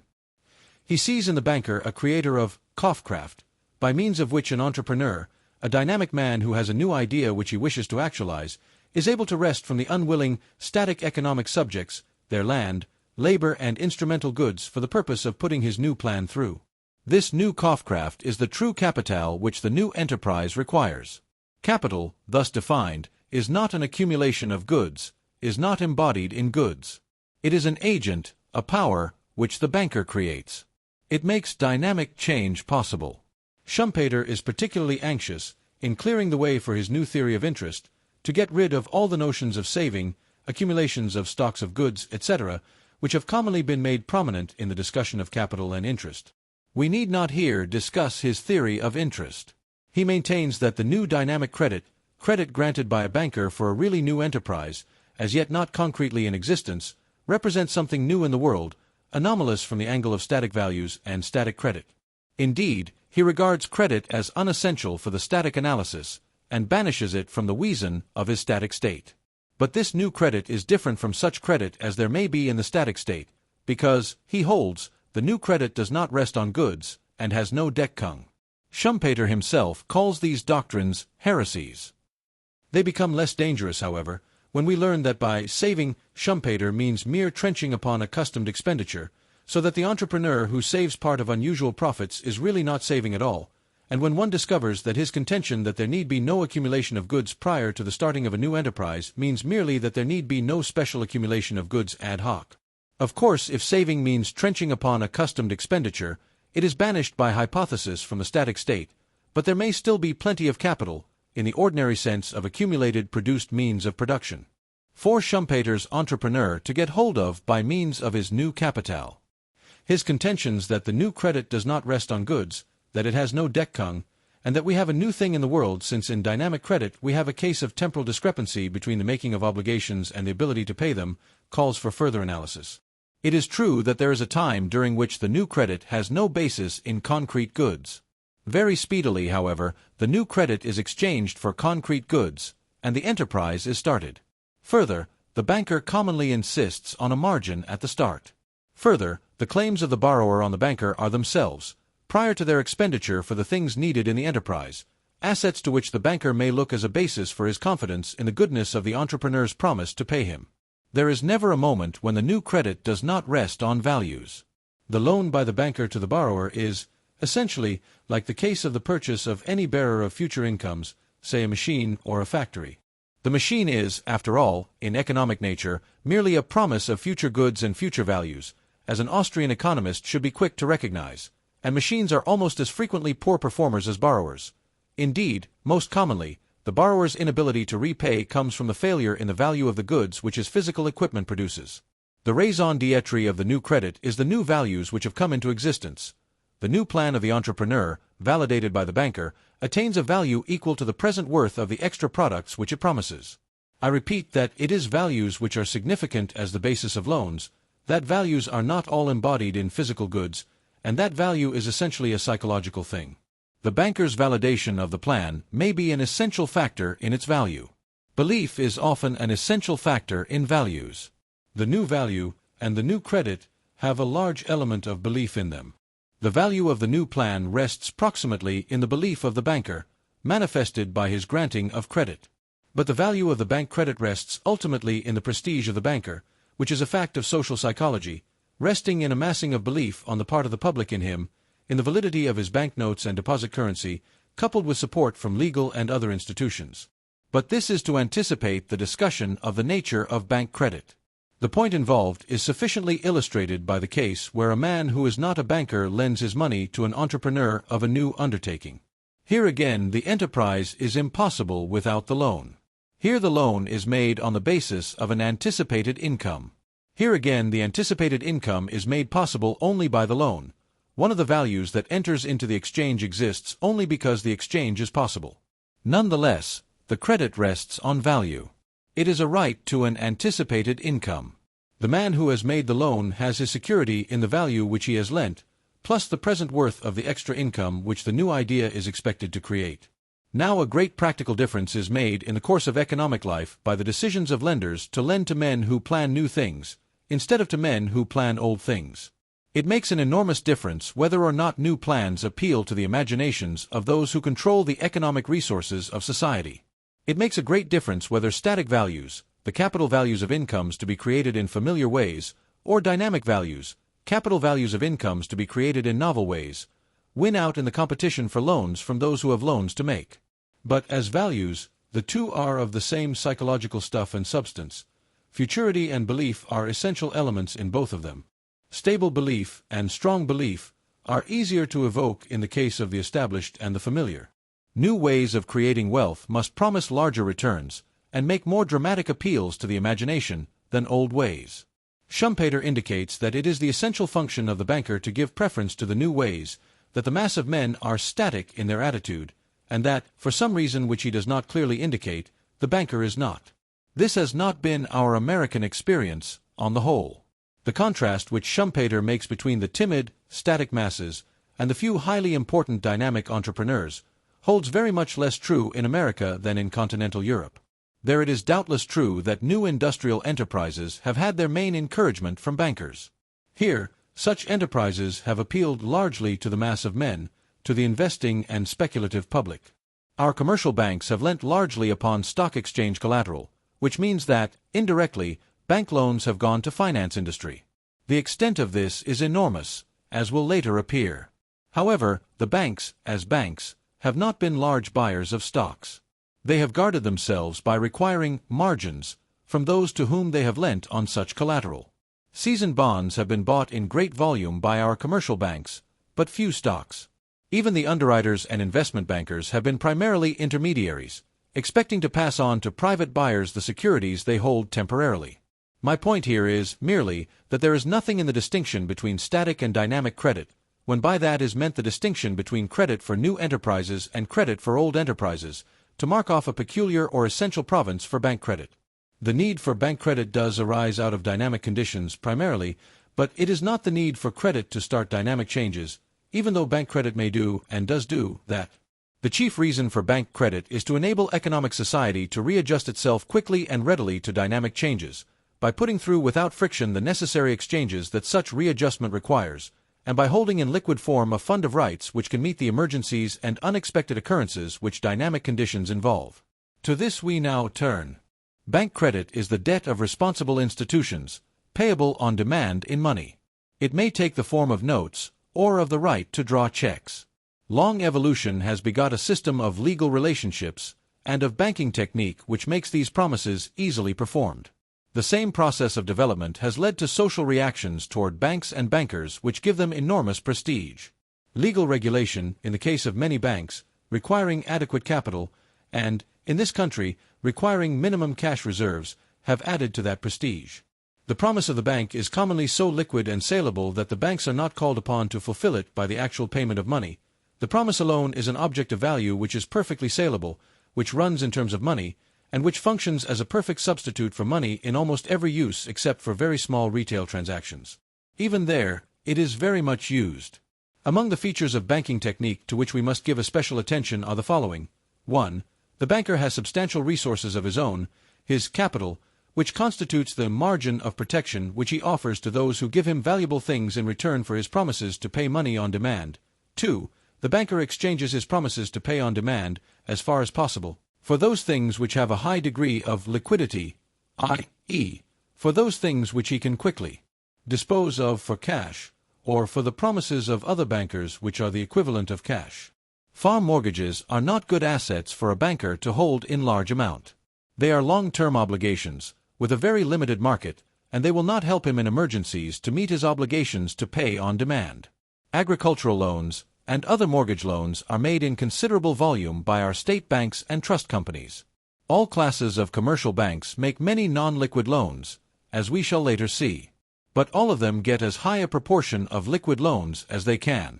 Bills of exchange, running 10, 30, 60 or 90 days, growing out of commercial transactions which automatically terminate themselves in the payment of cash or the promises of other bankers, constitute admirable assets.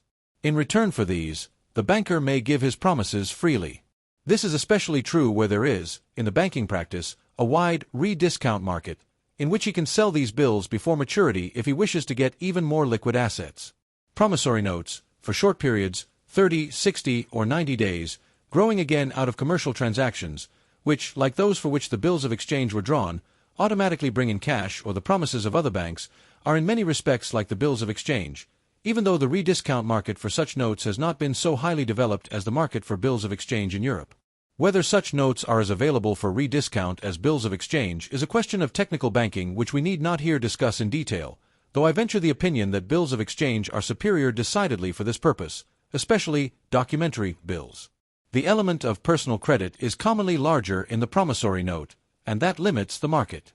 Banking organization, and particularly our new Federal Reserve System, may greatly reduce the disadvantages of the promissory note from this angle, but it seems not unlikely that the bill of exchange may be a factor of increasing importance in our internal banking arrangements.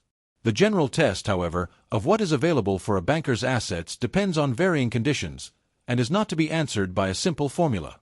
A bank in a rural region which loads up heavily with the safest local bonds is little better off than with farm mortgages. For neither is there a quick market in an emergency. A city bank, near the stock exchange, may very safely buy in large amounts highly saleable as a profitable substitute for part of its cash reserve. Even country banks may, and do, safely own such bonds. Short loans on stock and bond security constitute the most important single type of bank loan in the United States, as we shall later see. 3. The third feature of banking technique to which attention must be given is the reserve policy. The banker must keep some actual money on hand, how much we have in part considered in Part 2, and shall again discuss. I shall give attention to these points in what follows. The first point needs little discussion. Large capital, for a bank, gives prestige and security. Some capital is a sine qua non for a bank which expects its notes or deposit currency to have general acceptability. It will be well to consider further the circumstances determining the form which a bank's assets shall take. Though commercial banks own enormous quantities of high-grade bonds, it is rare for commercial banks in America to buy stocks of corporations. They will often lend to owners of such stocks with the stocks as collateral, up to a high percentage of the value of the stocks, but they will rarely trade their demand obligations for the stocks directly. In general, a bank wishes to have its assets in the form of obligations of other people, expressed in terms of dollars, and having a definite term to run, or callable on demand.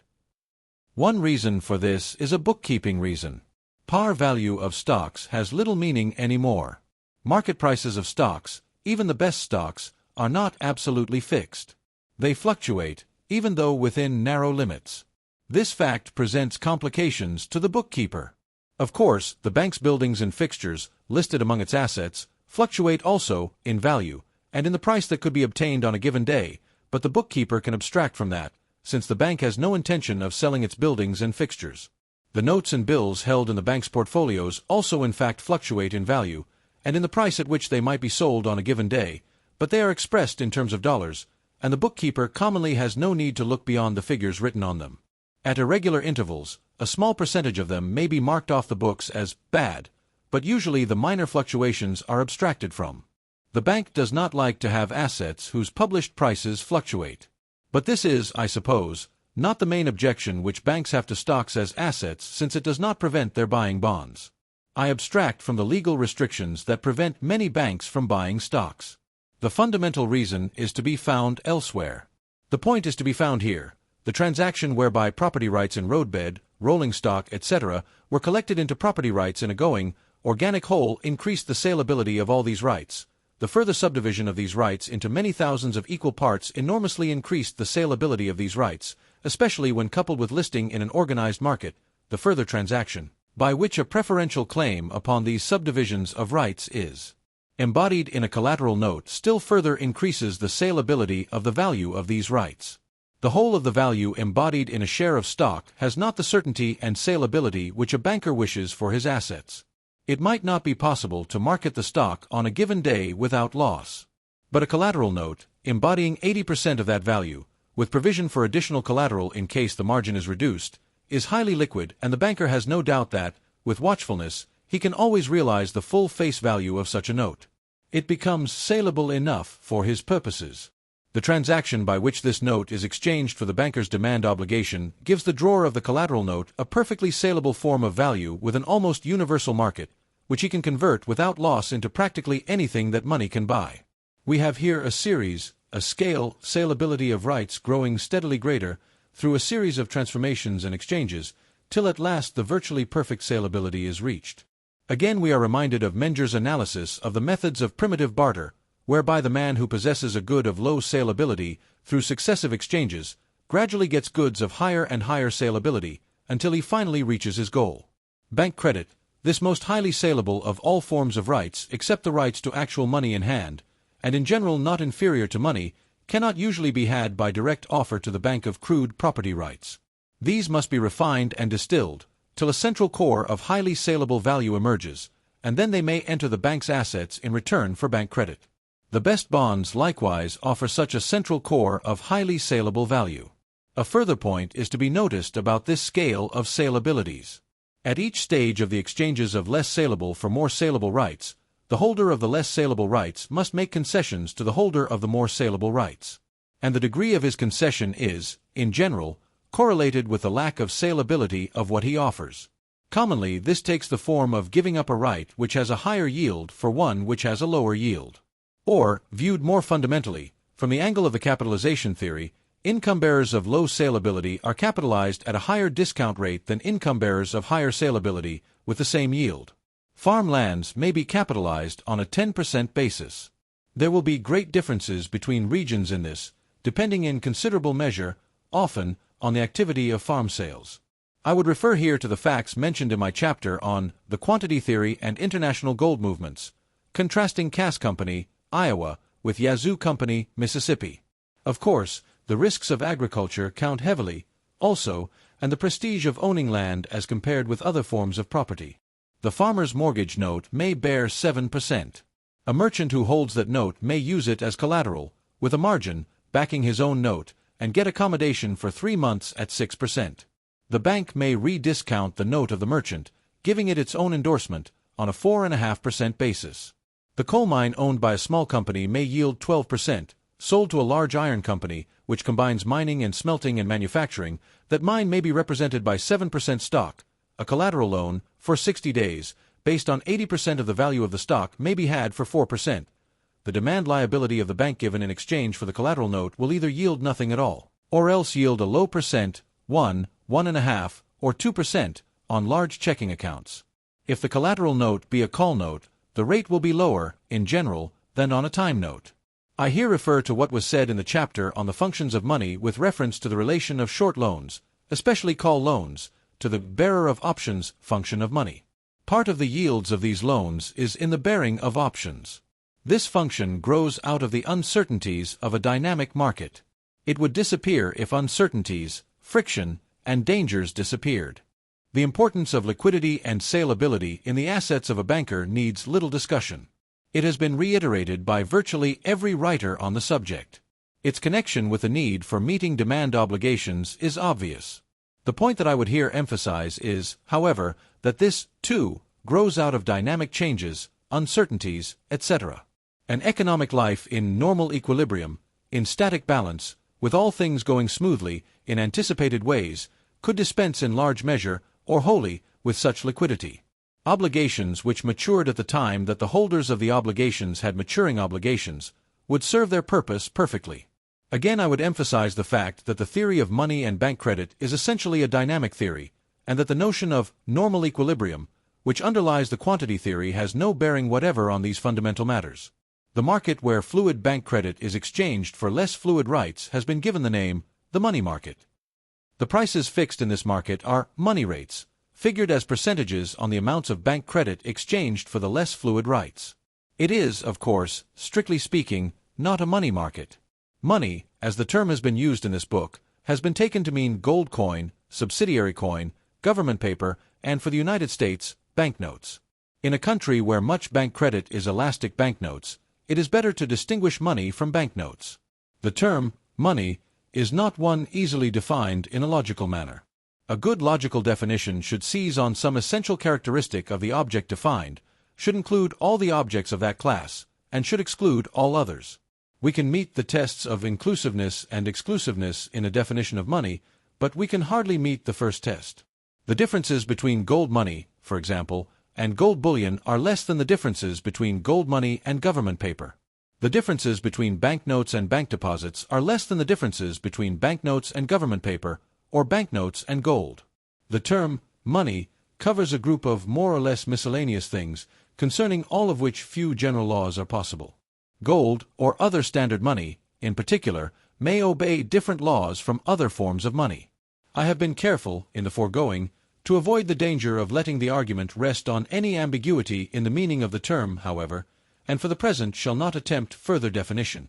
For the present, we shall use the term money market, in its familiar sense, as meaning that market in which bank credit is exchanged for less fluid rights. An organized money market commonly appears only in larger cities. In smaller places, relationships between banks and customers are much more personal, and indeed, even in larger cities, regular business houses have particularly intimate relations with special banks.